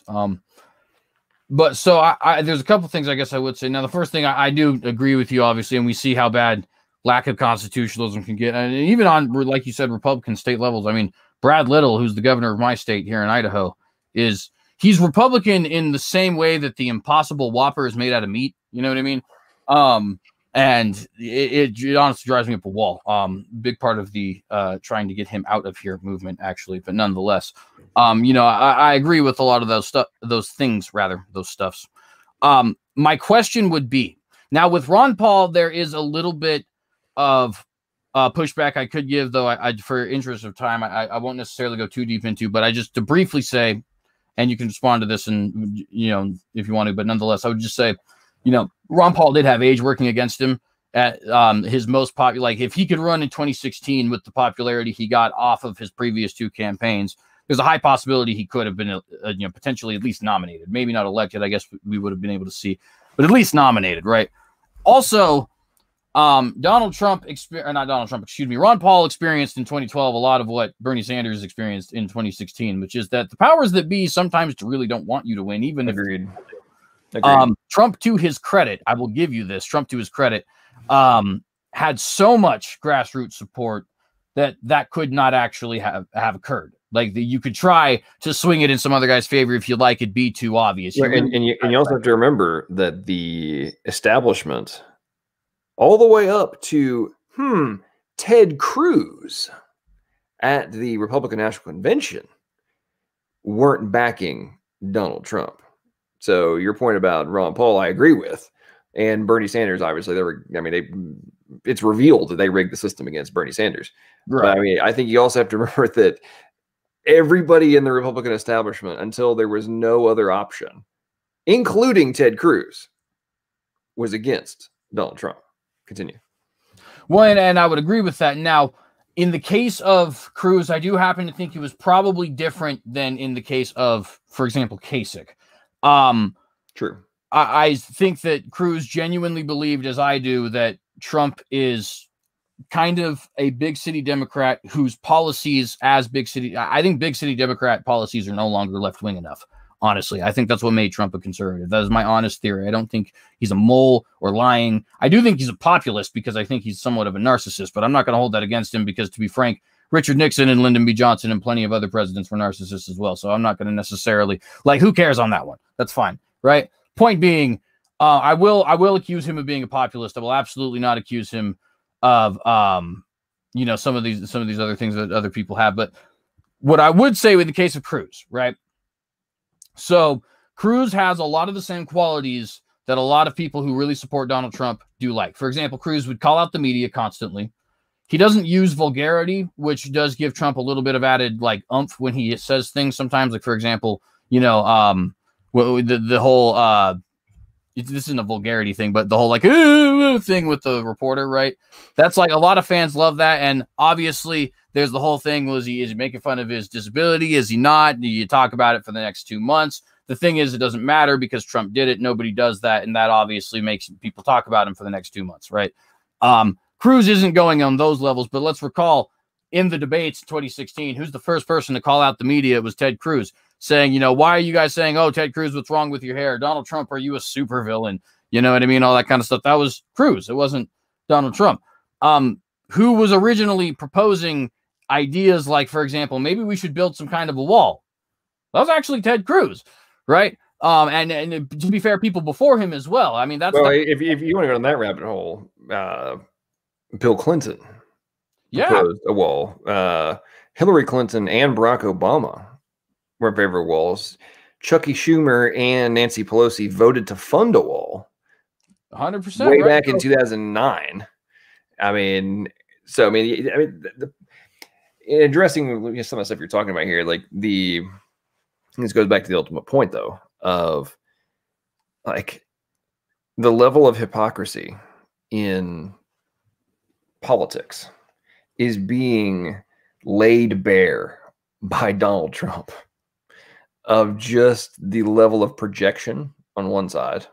I mean, as a sidebar, the Trump being a narcissist thing, that's leftist propaganda. I dealt with a narcissist, a true one. And when I say dealt with, I won't go into details, but let's just say in business dealings, literally hired a psychologist to figure out what the hell was going on. And so I know a lot about narcissism and personality disorder and different things that come from it and like the way things are approached. Trump is not one. And however, a lot of the traditional politicians, they are 100%. The people calling him one, I'm talking about on both sides, the people that are doing that, they are literally projecting their own underlying problem. And which, by the way, is like one of the number one things of a narcissist. They literally mentally believe that what they are doing is what you're doing. And we see this with the left all the time. Like all these accusations that are made against Trump, and then like fast forward, it comes out that the people that were calling him out and accusing him of it were literally doing it. Case in point, Joe Biden. Right? Oh, yeah, Trump needs to be impeached because he did quid pro quo in Ukraine and all this other kind of stuff, right? And then it turns out that, kind of sort of looks beyond doubt. Like, people forget this. Donald Trump last year was impeached. Right. Like, we forget about this, right? Like, I watched every minute of the testimony of that in the House, right? I watched some of the stuff, like the hearings before the actual impeachment hearings, all that kind of stuff. I'm sitting there listening to this stuff, and I'm like, holy crap. These people are either whining. It's like listening to an HR exit interview of people that are like pissed about getting fired, and or people projecting their own underlying corruption. and trying to send it over to beat Trump, right? Same thing with like the Mueller investigation. I mean, all this stuff. It's like, the Crossfire Hurricane thing, right? That's become all the evidence coming out now. Like the FBI and the CIA were actively going after Trump. They were using Russian assets and information to try and go after Trump. Right. What was the whole thing Trump was being accused of? Being a Russian asset.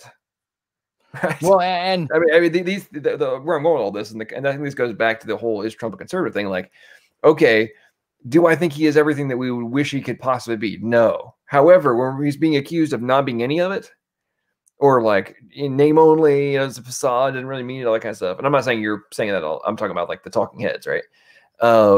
It's like, I wonder how much of that is projection. And it seems like on a daily basis, we keep learning things like, oh, I didn't know that his administration was doing this.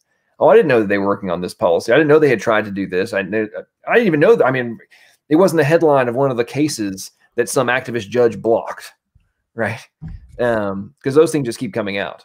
And my point is that I honestly wonder from the macro view again, what we're going to continue to learn that actually lends more and more credence towards Trump actually being much more conservative than we think, and much of what he has done being glossed over by the projection that he's just a big city Democrat and not really actually that conservative. It's all a narcissistic tactic to maintain power.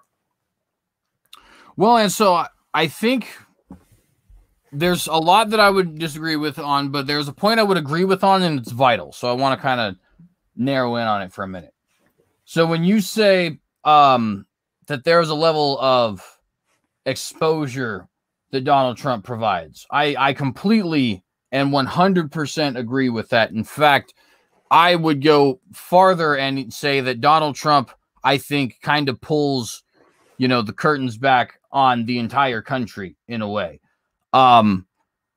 To get you guys a little bit, and this is I won't go too deep into this because this could derail it, but I do believe that the United States is nearing its end.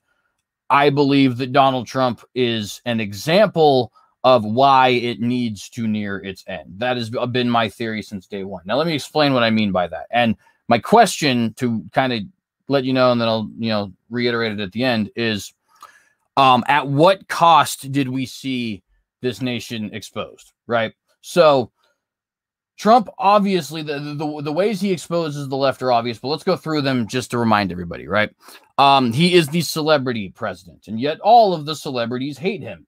He's a womanizer and somebody who's incredibly sexist, according to Miley Cyrus, who, of course, sexualizes herself on the daily, and Jay-Z, who 99 problems, but a bitch ain't one, and Beyonce, who, of course, is the just female version of Jay-Z, which is somewhat of a literal statement considering the fact that they're married. Numerous porn stars who, of course, have trafficking and all that stuff going on in their area and all this stuff, right? They all hate this man because he's vulgar and he's sexist and he isn't very nice to people and all that other kind of stuff. Hilarious, right? The celebrities hate him because he's a celebrity. Hilarious, right? The billionaires can't stand him even though he's a billionaire, like the Zuckerbergs and the guys who own Alphabet and all that other kind of stuff, right? They don't want this billionaire upperclassman ruling. They want something more akin to a social democracy. And yet, at the same time, they're all billionaire upperclassmen, right? Obviously, there's an exposure there. You have the media talking heads trying to be a resistance, even though they're clearly the establishment. And you have groups like the LGBT movement and Islam being friends with each other, even though that's definitely not the way that the world works in any planet, right? And so on. And obviously, that is a lot of exposed, right? That is some incredible exposed on the left. But you have that same level of exposed on the right. And I think that's even more dangerous because, first off, what happens with the left when they do get exposed is they end up getting rabid, which is what happens to all darkness when it is exposed by light. It gets rabid, right? It gets rabid and it gets evil and it wants to gnarl and gnash and fight back, right? But if you look at what happens when you expose the right, here's what we ended up seeing occur, right? You had people saying, for example, we want some level of decency returns to politics. And so as a result, they elected the most, at least blatantly speaking, indecent man that we've had in politics for quite some time. Now, again, I know people have their background stuff, right? Bill Clinton obviously had stuff that he did in his personal life. But from a blatant perspective, right, Donald Trump is thrice married, has committed adultery at least against his first two wives, and I think it's basically proven at this point his third one as well, because Stormy Daniels would not have been paid off had she not had an affair. Now, granted, her talking about that obviously cost her significant amounts of money, but the fact that the payment existed in the first place is probably indicative of something. Now, should we hold that against Trump? No, obviously, especially as Christians, right? We need to forgive and forget in that sense, right? However, when we're going to say, oh, we're the evangelicals, the moral high horse, we're the ones who are going to try and stop this wave of evil, debauchery, and disgustingness, no free the nipple, no LGBT, all that other kind of stuff, and then we put forward Donald Trump, it's like, okay, so pot, meat, kettle, and nobody's going to take us seriously anymore. I called this the Buttigieg problem because I actually hypothesized that if Pete Buttigieg was the 2020 nomination, that Donald Trump would absolutely lose. And I thought it was because that Donald Trump was, because Buttigieg was such a evangelical, quote unquote, right, that would have made it very difficult for people who find Donald Trump to be mean-hearted, right, which it's one thing to be mean, it's another thing to be mean-hearted. People find him to be a genuinely nasty person, right? To be fair, that's the same feeling people get with like Bernie Sanders and Hillary Clinton, right? It's not the same feeling people get when they have, like, for example, as much as I don't like him, Barack Obama. Most people didn't find him to be a mean-spirited person, even if they found his policies objectionable and even evil. That means something when you're talking about an electorate and the society as a whole. It doesn't mean anything legitimately, don't get me wrong, but as far as the electorate and society as a whole, it means quite a bit.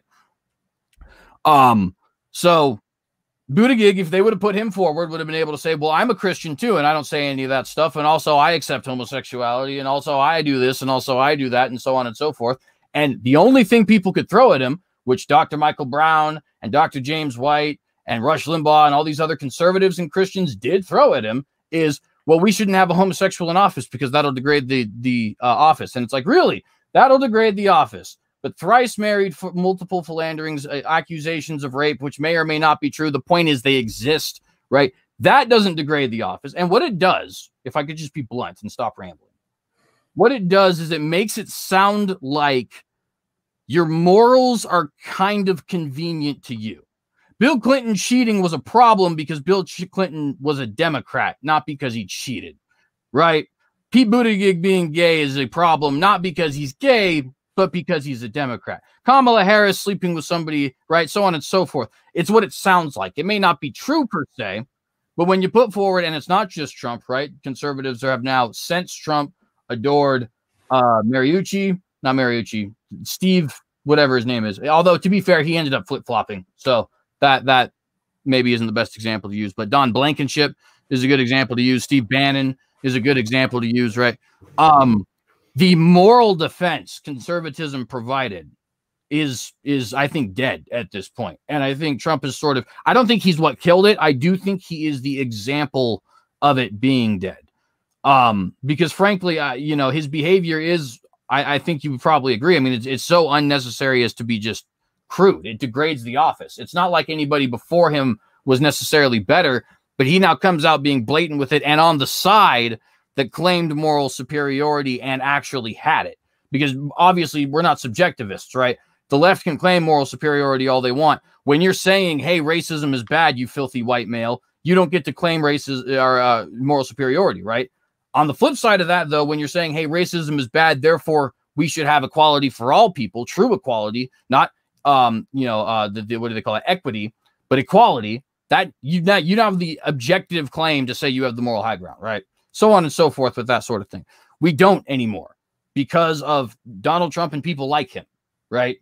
And we've already basically, I wouldn't say we've wholeheartedly agreed because obviously we've had some disagreements here, but we have had a certain level of agreement that Trump is not conservative in the way some guys that might be preferred would be, like a Paul or a Cruz or somebody who's like really ideological. But what part of, in terms of real world, right? Not ideology, not theoretical, not academic. In terms of the real world, given what we have observed in context of the level, the rabid levels, which you were referring to in relation to the left when the lie is exposed. Do you actually think that having the brawler is not what is needed at the moment to win? Not the to mix metaphors, not the fencer, but the gladiator. I'll put it in that context. The like, oh, cool, dude, you've got your foil, and you've got to go up against, you know, the Rock impersonating the Scorpion King, right? The like, good luck, right? Right. The and I feel that that's part of where I come from in the context, and this goes back into like observation, both in my lifetime and also from historic perspective.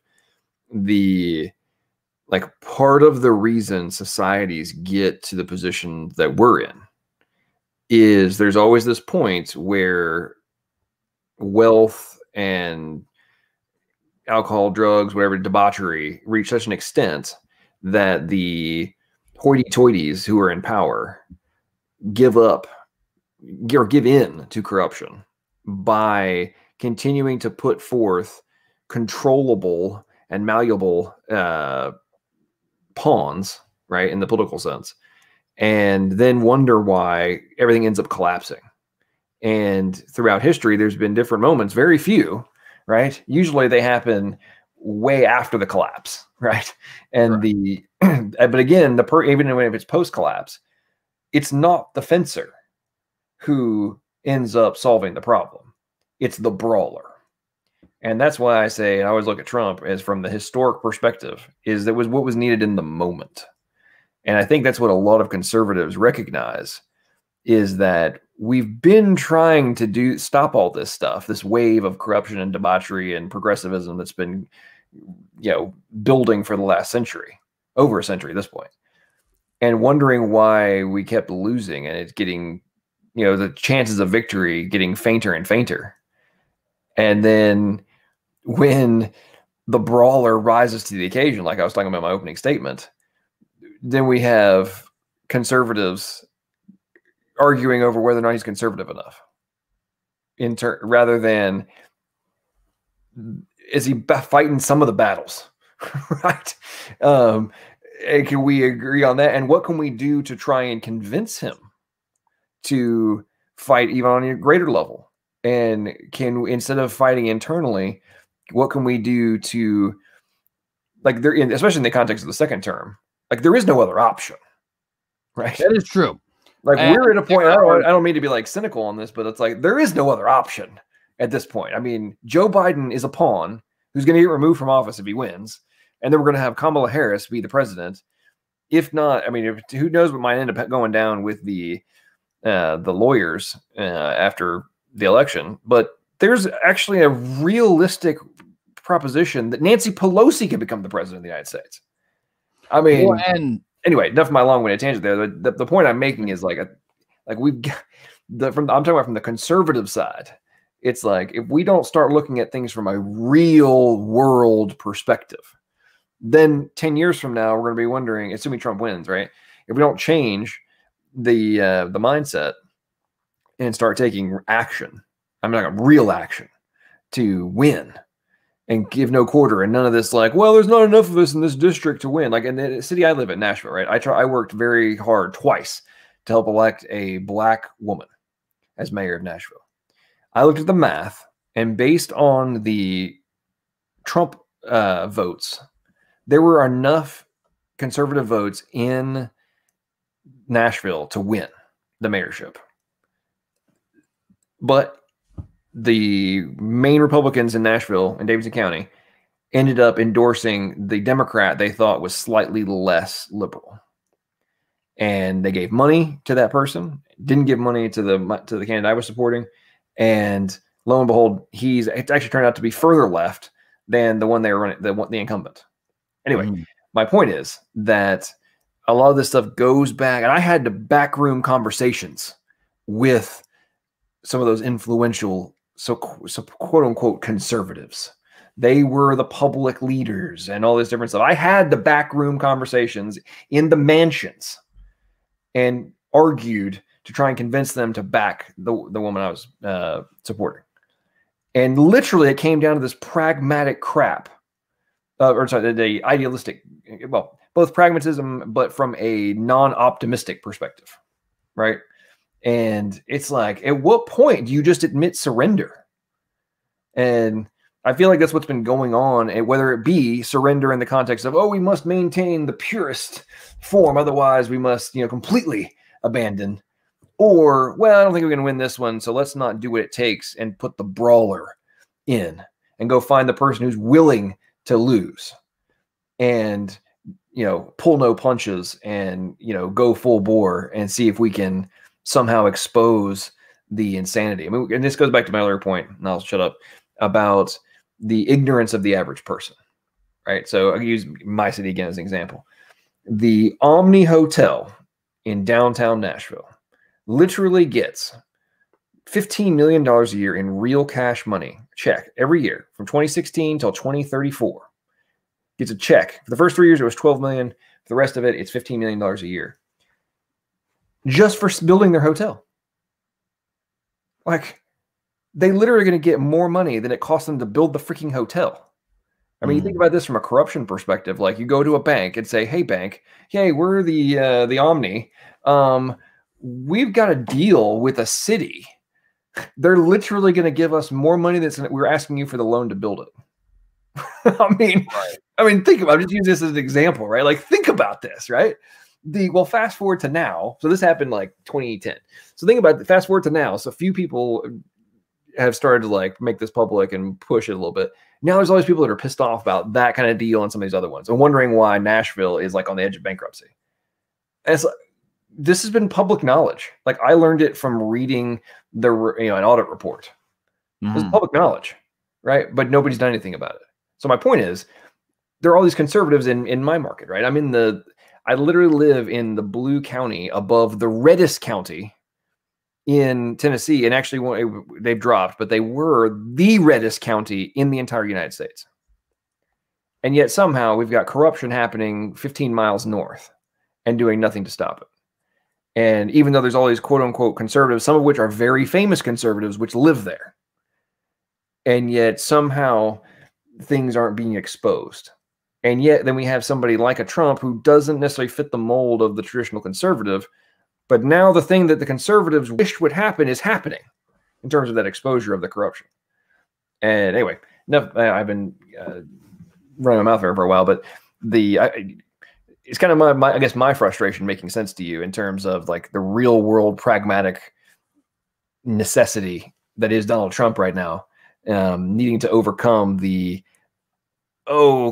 he the pure conservative? So let me give kind of an example of why I think, while I agree there needs to be a certain level of bravado brought to the table, absolutely, we need to be very careful as to who we pick to be our brawler. A perfect example, because they happen to be contemporaries of each other, is Napoleon Bonaparte and George Washington, right? Now, both of those men had the qualities that were absolutely necessary in order for the areas in which they lived to actually survive afterwards, right? And a lot of them are even the same qualities. Determination, like a pit bull, right? They're kind of like in Valley Forge, you saw it. I will not lose, says George Washington. I don't care if I have no food. I don't care if I have no shoes. I don't care if, like, it literally does not matter. I will not lose, right? In the case of Napoleon Bonaparte, I mean, we literally had to banish the guy twice. And I say we, I mean, obviously America had nothing to do with it, but you know what I mean, right? Dude had to be banished to an island thousands of miles away 2 separate times because he was a pit bull, right? A unifying, charismatic sort of personality, love from his troops, military bravado, and military genius as well, so on and so forth. There's a lot of things that are very similar between Washington and Bonaparte if you think about it, except one was actually, as it turned out, the wrong guy. And he was an emperor, and all things considered, he didn't turn out like some emperors could be, like a Genghis Khan or an Adolf Hitler, but he was at least as bad as an Alexander the Great, right? It was a very problematic situation. On the flip side, George Washington is the 2-term president by choice, who didn't even want to be leader in the first place, who set his nation on the path to be the literal greatest country of all time, right? By the way, there's a much more extreme example of this. If you use World War II, Winston Churchill and Adolf Hitler. Something that historians don't like to admit is Adolf Hitler was, to a very large extent, the hero that Germany needed. He turned the economy around like that. He made the military the strongest army, at least in the world, at least on some of the on paper, right? Well, from a technological innovation perspective, 100%. Exactly. Winston Churchill did a lot of the same things that were necessary for his country. And Winston Churchill's biggest thing, of course, is I will not back down to Adolf Hitler, right? But one of those men turned out to be the right choice, and one of them didn't, right? And I'm not obviously saying Donald Trump is Adolf Hitler. Don't get me wrong. And I'm not even necessarily saying that he's Napoleon Bonaparte, although I will be honest with you.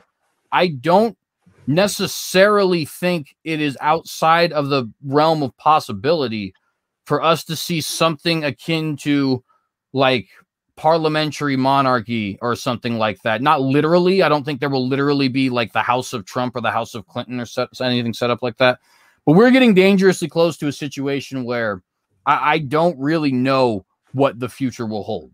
Like, just as an example, let's say 2024, let's say Trump wins 2020, 2024 rolls around and somebody like Alexandria Ocasio-Cortez or something like that wins, right? I mean, not only is it possible Trump wouldn't give up peacefully, you could make an argument that he shouldn't. You know what I mean? And that is a very dangerous situation for the country to be in. And I personally find that to be inevitable. So with that said, I mean, you know, and I'll even, you know, jump on this too. When you said with 2020, we have no choice. That is true. I agree with that.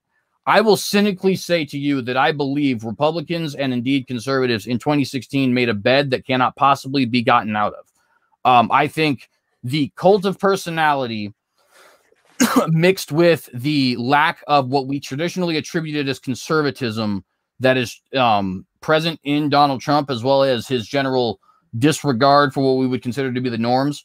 I think that in and of itself, and combined, by the way, with a couple of other things that are added from Bernie Sanders and have nothing to do with Donald Trump, I think that has gotten us to a point where we will forever be polarized. I don't know if we'll ever have a leader again who isn't like the man in the room. You know what I mean? Like when I say Alexandria Ocasio-Cortez in 2024, I think that's possible. And I think it's possible because she would be the woman in the room if she were to be elected, right? Everybody knows her name. She's charismatic. Everybody who loves her, and everybody who hates her wants her dead. You know what I mean? Like, I feel like, and that's the same thing. I'll go with her. With her, I don't know if when she finally is actually old enough, I don't know if she'll be able to get away with being dumb.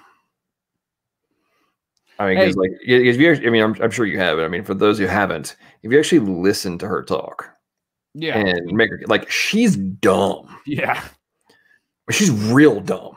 I mean, the fact that she has supposedly has a degree in economics and international business, that woman is dumb.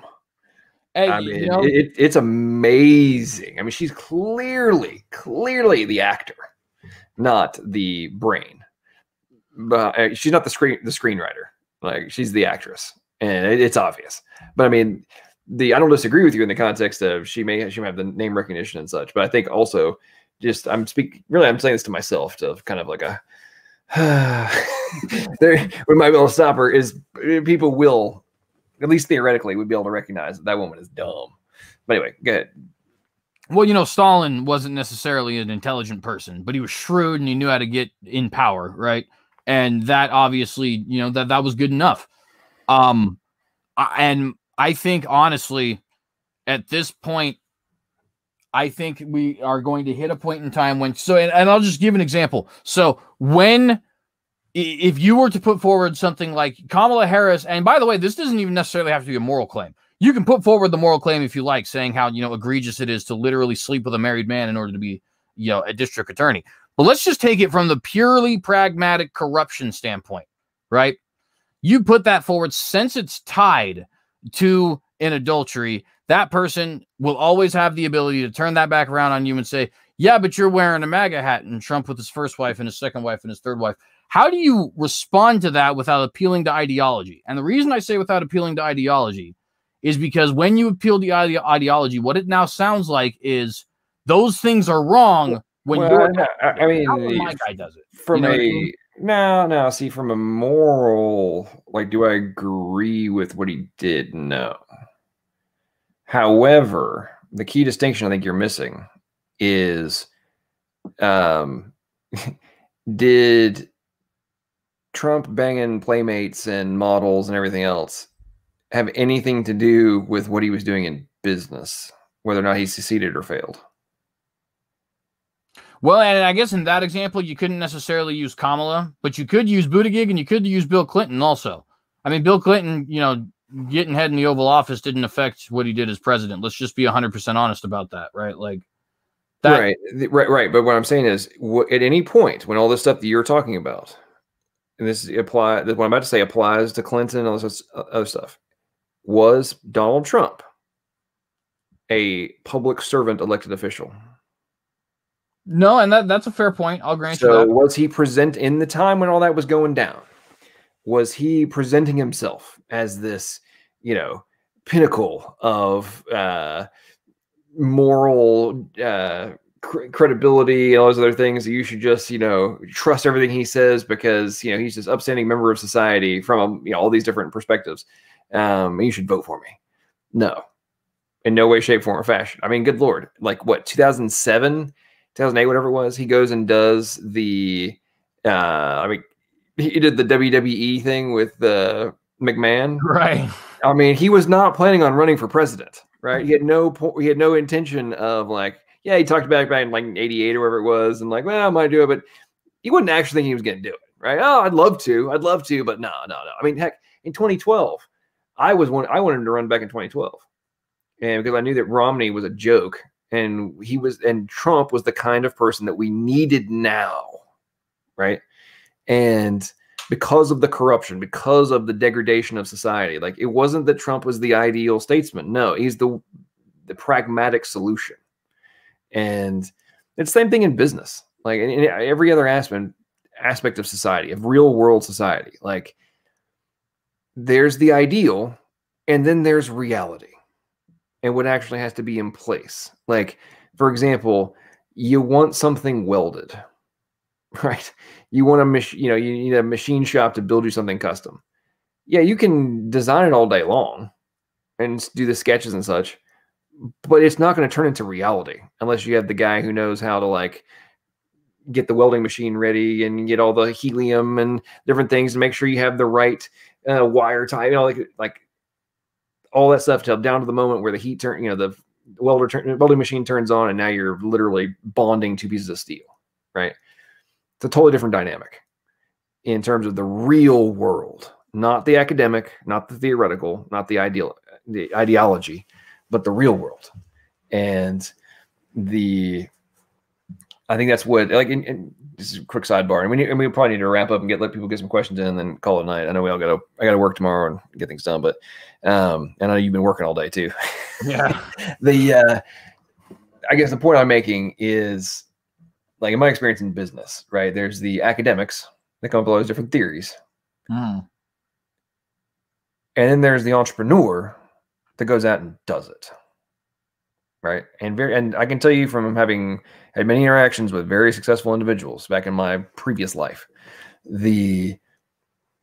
some of the richest, most successful people I know are some of the most crass, least refined that you will ever come across.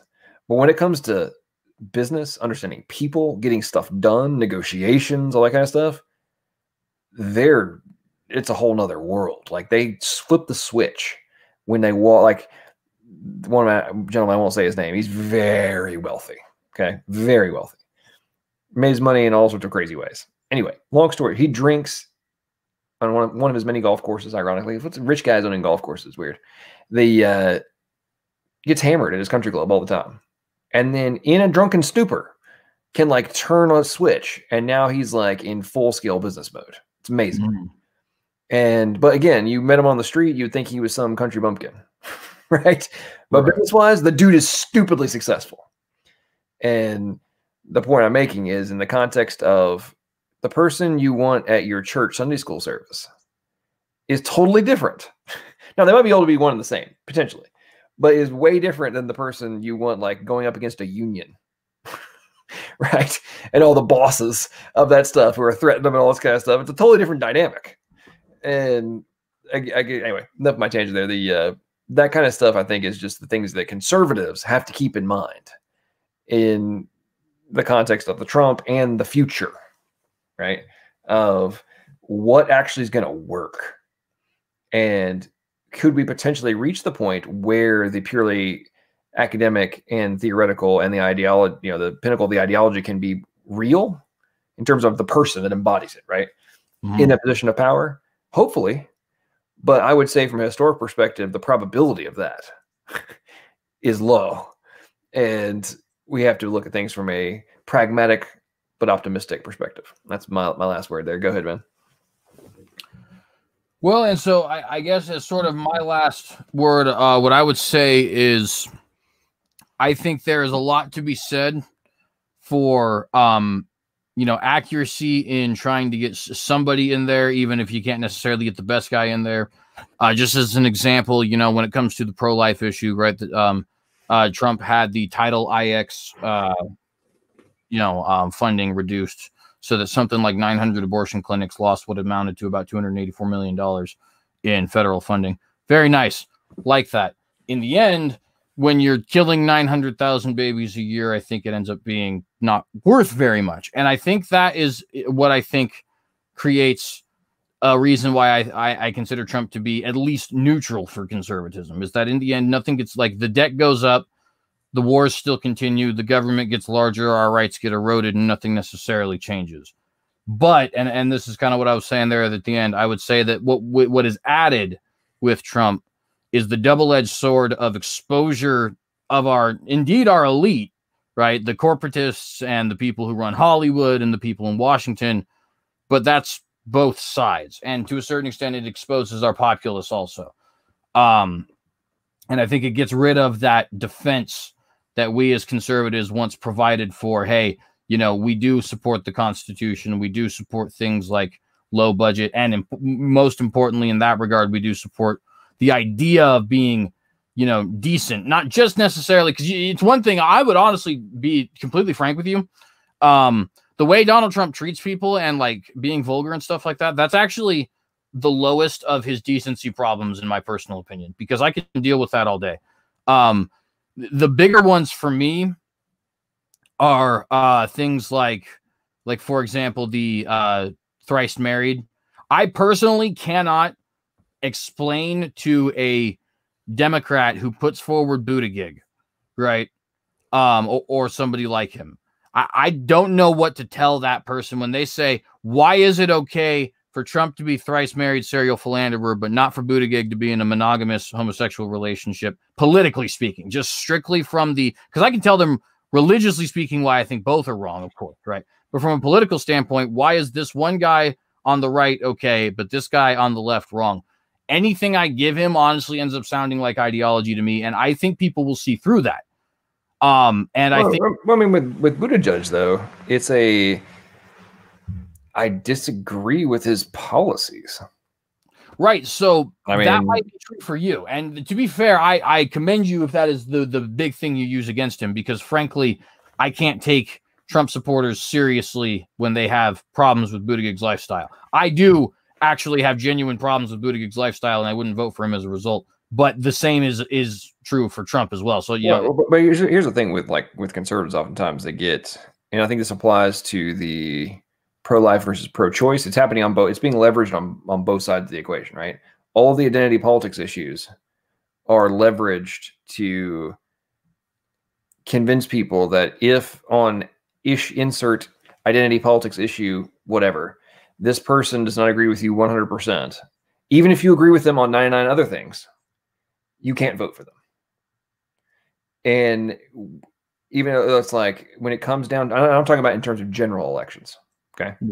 It's like, okay, so the person over here on the other option, they also disagree with you on this position and 99 others. Right. But you won't go be a pragmatist and vote for this other person. and give them a chance to win, and then, and I'm not saying you, I'm used rhetorically, and then you wonder why everything's being pushed to the left. And I'm like, in what world, fantasy land, do you live in that you think that any other logical outcome is going to happen? Like any other outcome is going to be the logical conclusion. Like, where do you live in? Like, what fantasy bizarro world do they? I'm talking about the hardcores that just like, I can't do it for insert whatever reason. Yeah, like the Lincoln Project guys. Yeah, I'm like, what are you talking about? You guys are idiots. And and then we wonder how totalitarians take over. Like, the whole premise of identity politics has been leveraged for a long time, right? Not just in modern society; it's been leveraged throughout history. Not to the extent necessarily as what's going on in modern United States politics. Like, it's happening to such a degree that it's mind bending. But I mean, as a quick sidebar, I'm going to wrap up. Hey, folks. Anyway, if you have some questions you want to ask, we're going to probably do it for like 15 minutes and or however long we get them. Tag me so I know it's an actual question.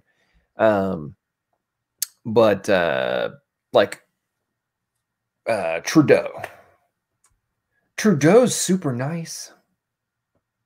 Do you want him as the president of the United States if he was an American?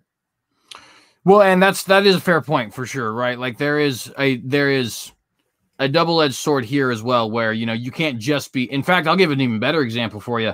Jimmy Carter is like an ideal Christian. You know what I mean? Like, in his personal life. Yep. But Jimmy Carter is a hellacious politician that I would not be caught dead voting for, right? There's no way. So I hear you loud and clear there for sure. Let's use that as an example. Donald Trump versus Jimmy Carter. Who are you voting for? Yeah, I mean, if you had to vote, who you voting for? Jimmy Carter or Donald Trump? Yeah, you'd have to go for Trump. Honestly, like, if you absolutely had to vote between those two people, I would. Okay, so how do you think evangelicals voted for Trump? But I think the difference there lies in no. Hillary Clinton was not a Christian, right? Right. By any stretch of the imagination, she's against religious freedom in many ways. But as a staunch conservative, if you had to choose between Donald Trump and the upstanding Christian Jimmy Carter, who would you vote for? Well, to be fair, though, I do have to. There's a little bit of context that I would personally add, because I agree with you. There's a solid point there to be made. The thing that I would say in return, though, is that we, as the voting populace, not only have the ability to create that third option, which, to be fair, sometimes doesn't exist, right? You need a good third party in order to put forward a good third party. But on top of that, though, in these primary elections, which are, I mean, they're near forgotten. Just to give an example, the guy who won the Republican Party nomination for 2018 governor of Idaho won something like 70 million votes.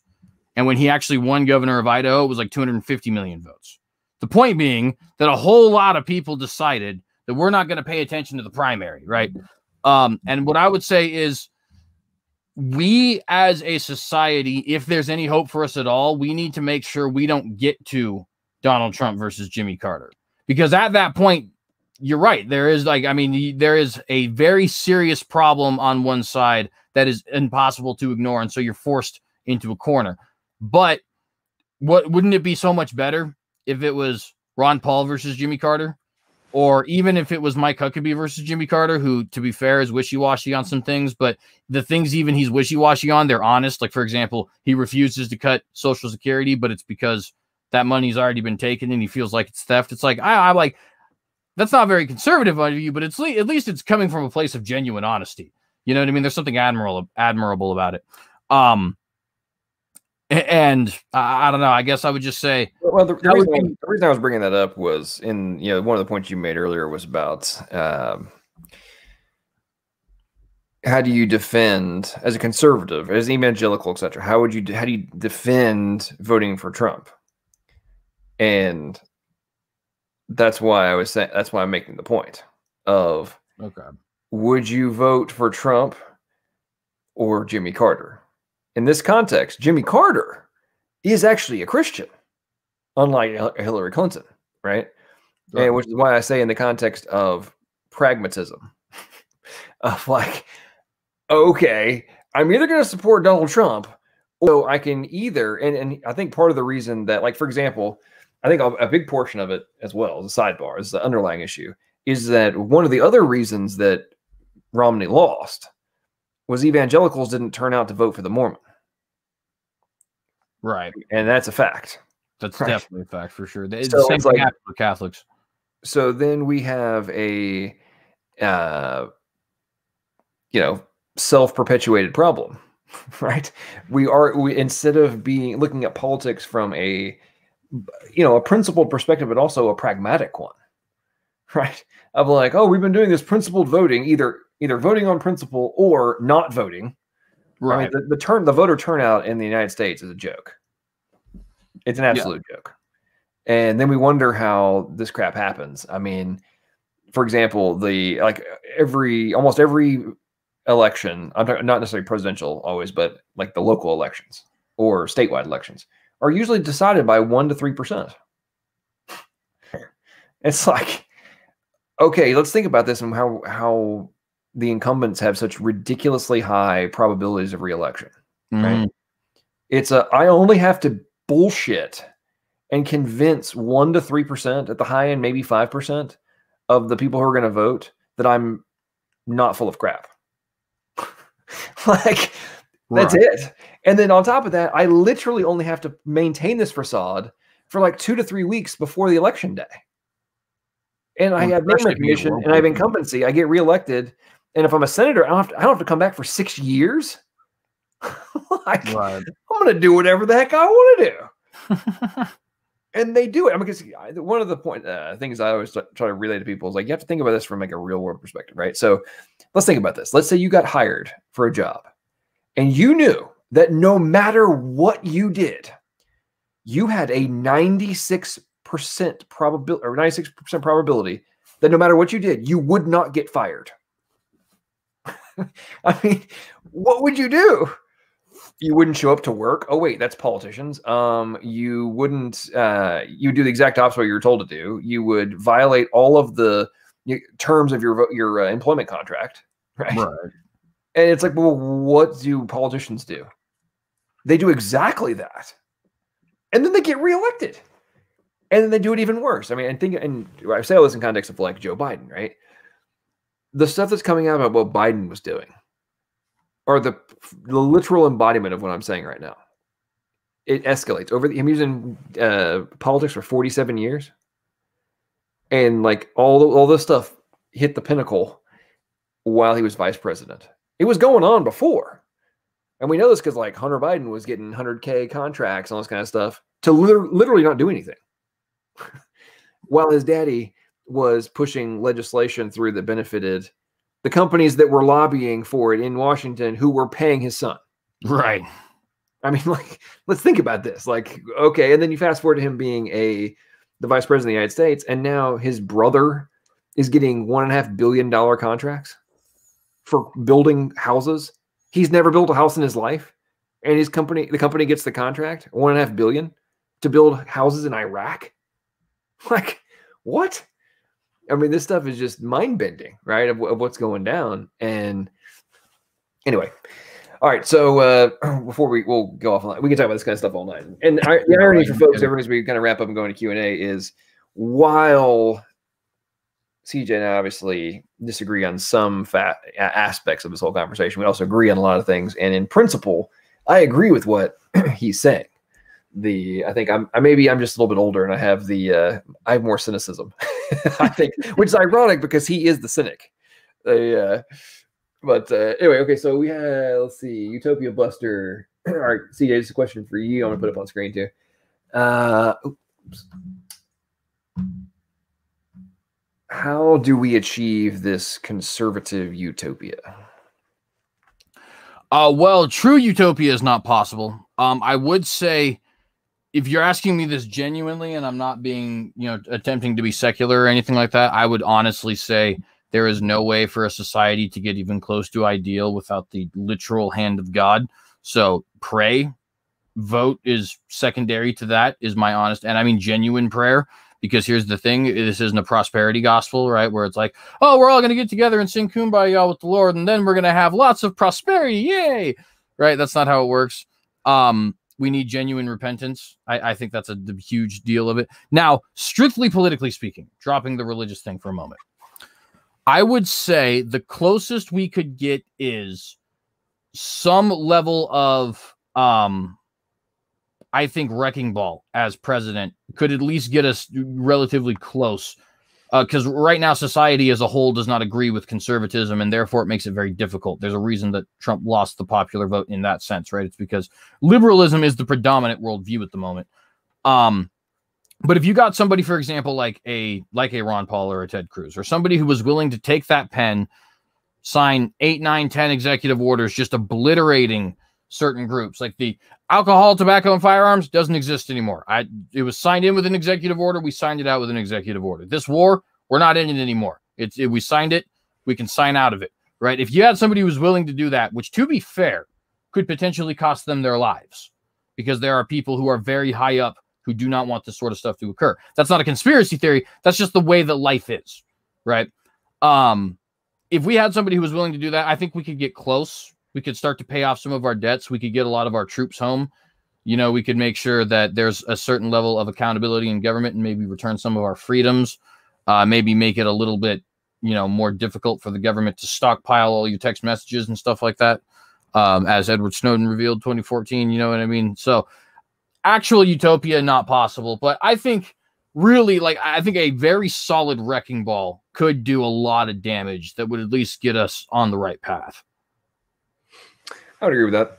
The only thing I would insert into that would be, if you look at things from the last 100 years, Trump's actually bringing those troops home.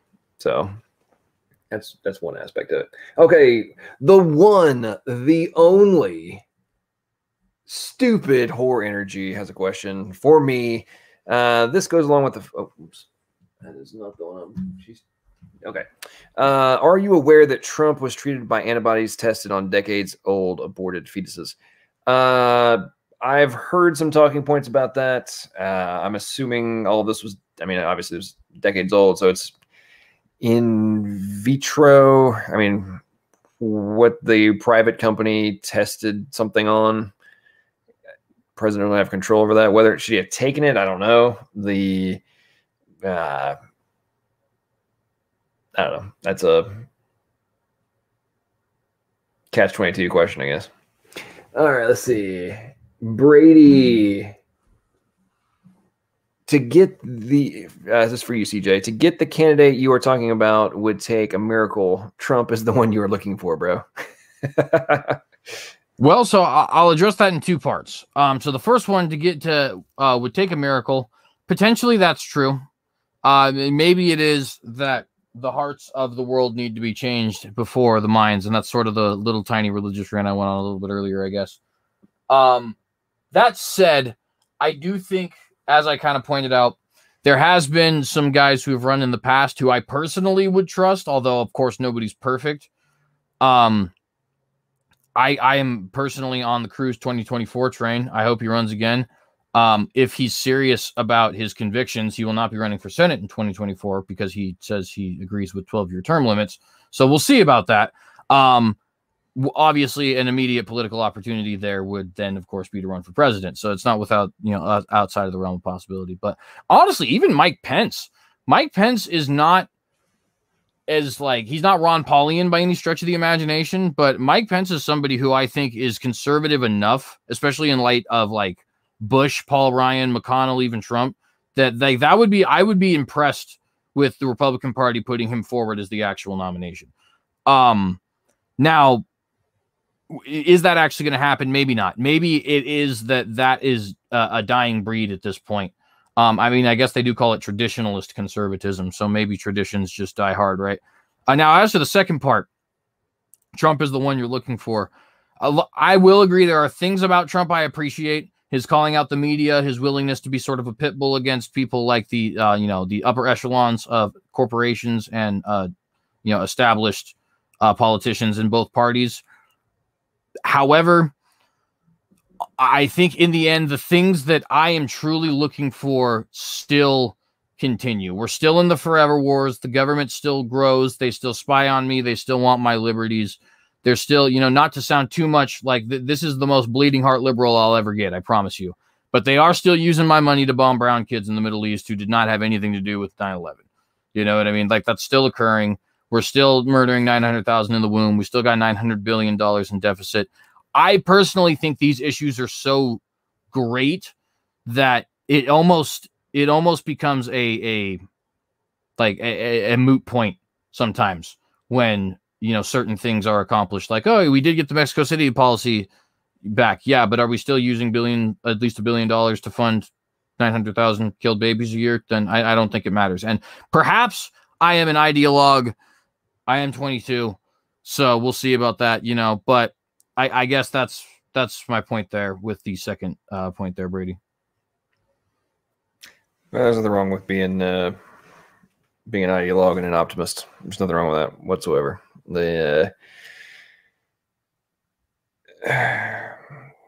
Yeah, without it, nothing ultimately gets changed. You get older, you get more cynical and more. I mean, so many people just refuse to. It's an aspect of age and responsibility, in a large part, but people get less and less willing to take the risk and the gamble to make change, and they forget what it was like when they were young, the willingness to take risk, and the fact that, oh well, I guess my little life might get shattered. And that's part of the reason that in terms of Trump, when I say, and I'm talking about his opening statement, but of the man who had more to lose rose to the occasion. And when you look at it, he's lost a lot of money. Like, it's like he had personal risk, and not only for himself, but also for his family, and could have gone off and played golf into his 80s, right? They had a good time. Now, if he loses in November, they're probably going to try and press charges on him, or who knows what, or at least destroy him and make him go bankrupt. I mean, it's and I say all this just in context of some of these other folks that we're talking about, you know, the Cruzes and such of the world. It's like, yeah, I hope that Cruz doesn't run in 2024 and backs up his stuff, because so many of the politicians, and even the supposedly quote unquote conservative ones who claim to respect term limits and such, yeah, that was 30 years ago. Right. Right. And they're still in office. Right. It's I think that's where some of the cynicism comes from, of like, you ran on this. This was your campaign promise. And anyway, it's kind of crazy. But and by the way, Utopia Buster says it's not a question, but going with Governor Noam from South Dakota in 2024. I agree with that. And as a sidebar, by the way, from earlier tonight, if the Democrats hadn't lost their minds, oh crap, it's late. Having a brain freeze. What's her name? The only moderately sane of the candidates during the primaries on the Dem side. From Hawaii. Tulsi Gabbard. Yeah. Yeah. Tulsi Gabbard could have beat Trump. Oh yeah, definitely. She could have. Absolutely. When I remember I was watching those debates, and I'm like, why are they against Tulsi Gabbard? She is the one that will beat Trump. Like, she will beat Trump. I mean, I was scared. I'm watching. I'm like, oh crap!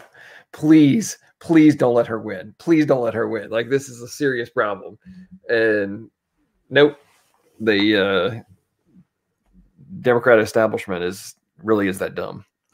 Well, you know who one of the worst one was? Just briefly, you remember Howard Schultz saying he was going to run as an independent? Yep. Howard Schultz is moderate enough that a lot of people who think like me could vote for him.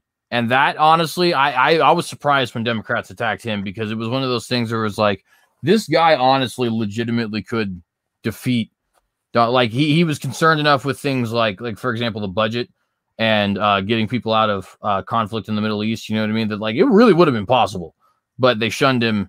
And as a result, he didn't even end up running. And so it is true. I mean, the Democratic establishment is, and really the establishment in both parties is just brain dead.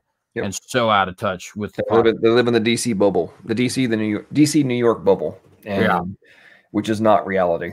It really is kind of fascinating to interact with, like with Nashville growing so much. There's always people that are moving down here from Chicago, New York, Boston, LA. And it's very interesting interacting with a lot of these folks when they come here, and it's like, huh, man, it turns out the rest of the world is like, doesn't think like us. Referring to their bubbles, right? Right. And the I think for New York, the ultimate irony for me is like they think that because they're hyper densely populated and overrun with angry people, that is the rest of the world, when they are actually the outlier, not the commonality. And it's so ironic. And then they wonder why they can't somehow, transfer their ideology to, and I think, as a sidebar to extent in terms of our conversation tonight, I think to an extent, some of the activist conservatives that went to Washington to lobby, I think many of them have also fallen prey, not necessarily from a corruption perspective, but from just the fog, the cognitive fog that is so dense across DC. And I think there is some of that to an extent. And because you see it with some of them, even when they like leave and they go like, they're interviewed when they're on a campaign tour, for example, and you can see it. They even talk about it sometimes, like, of just how different it is. I'd forgotten how, differently people think. And it's like, yeah, all you've done for the last decade is lobby and deal with the insanity and the corruption that is Washington. And I think just as a human, I think it's very easy to forget what it's like in the rest of the world. But Raul Labrador actually said that. He's a representative, former representative from here in Idaho. He actually had something to say about that, talking about how coming back home was really weird, because of the fog. And actually, he ended up kind of cynically concluding that he did not actually think Congress could be saved. But nonetheless, you get the idea that it can definitely, I feel you, wear and tear on even people who are ideologically pure, if you will. Well, at some point, either we will have collapse or Washington will have to be cleaned up. Like, there's no way around it. Or we'll have to have collapse and then clean up. I mean, right. There's no other way that's going to happen at this point. It's so entrenched that I'm optimistic that if Trump gets reelected, he will be able to operate as more of the bulldog that you were talking about earlier. Obviously that usually happens in the context of, second term presidents anyway. Right. Right. But I think if he gets reelected, I think he may be much more aggressive. But I think one of the points you made earlier, I think this needs to be discussed, is some of the court rulings that have completely and utterly overturned the established precedent of, hey, another president can undo an executive order. The fact that there were different courts, and I know some in the Supreme Court overruled, but the Supreme Court with DACA, for example, Roberts ruled with the lower court that it's like, what? Obama issued an executive order. Trump issued another one to undo it. And then it goes all to the Supreme Court, and they rule that the current president can't undo the executive order of a previous president. Like, what? Yeah. I think to an extent, so that's one of those other little things that has to be considered in the context of, like, what kind of roadblocks has Trump been facing in many aspects of, like, you wouldn't think that the Supreme Court would rule that, right? Well, you have literally, since the ratification of the United States Constitution until this or 2019, no court had ever ruled that the current president cannot undo an executive order of a previous president. Like, that had never been supported ever. That one really blows my mind. But anyway, all right, folks, we've been going on this for a while. I've really enjoyed it. Do you have any final words? And we'll wrap up. I haven't seen any more questions. I think everybody's doing a little too much trash talking, and we're trash talking each other inside chat instead of giving us and our giant egos and our verbose minds opportunity to talk more. But I guess we're not important enough. So wrap up, man. I want to say thank you very much for coming on and doing this. This was a great idea. I really enjoyed it. Had fun. Hope we'll do some more of these different topics in the future. And yeah, man, floor is yours. Wrap up, and let's do this again soon.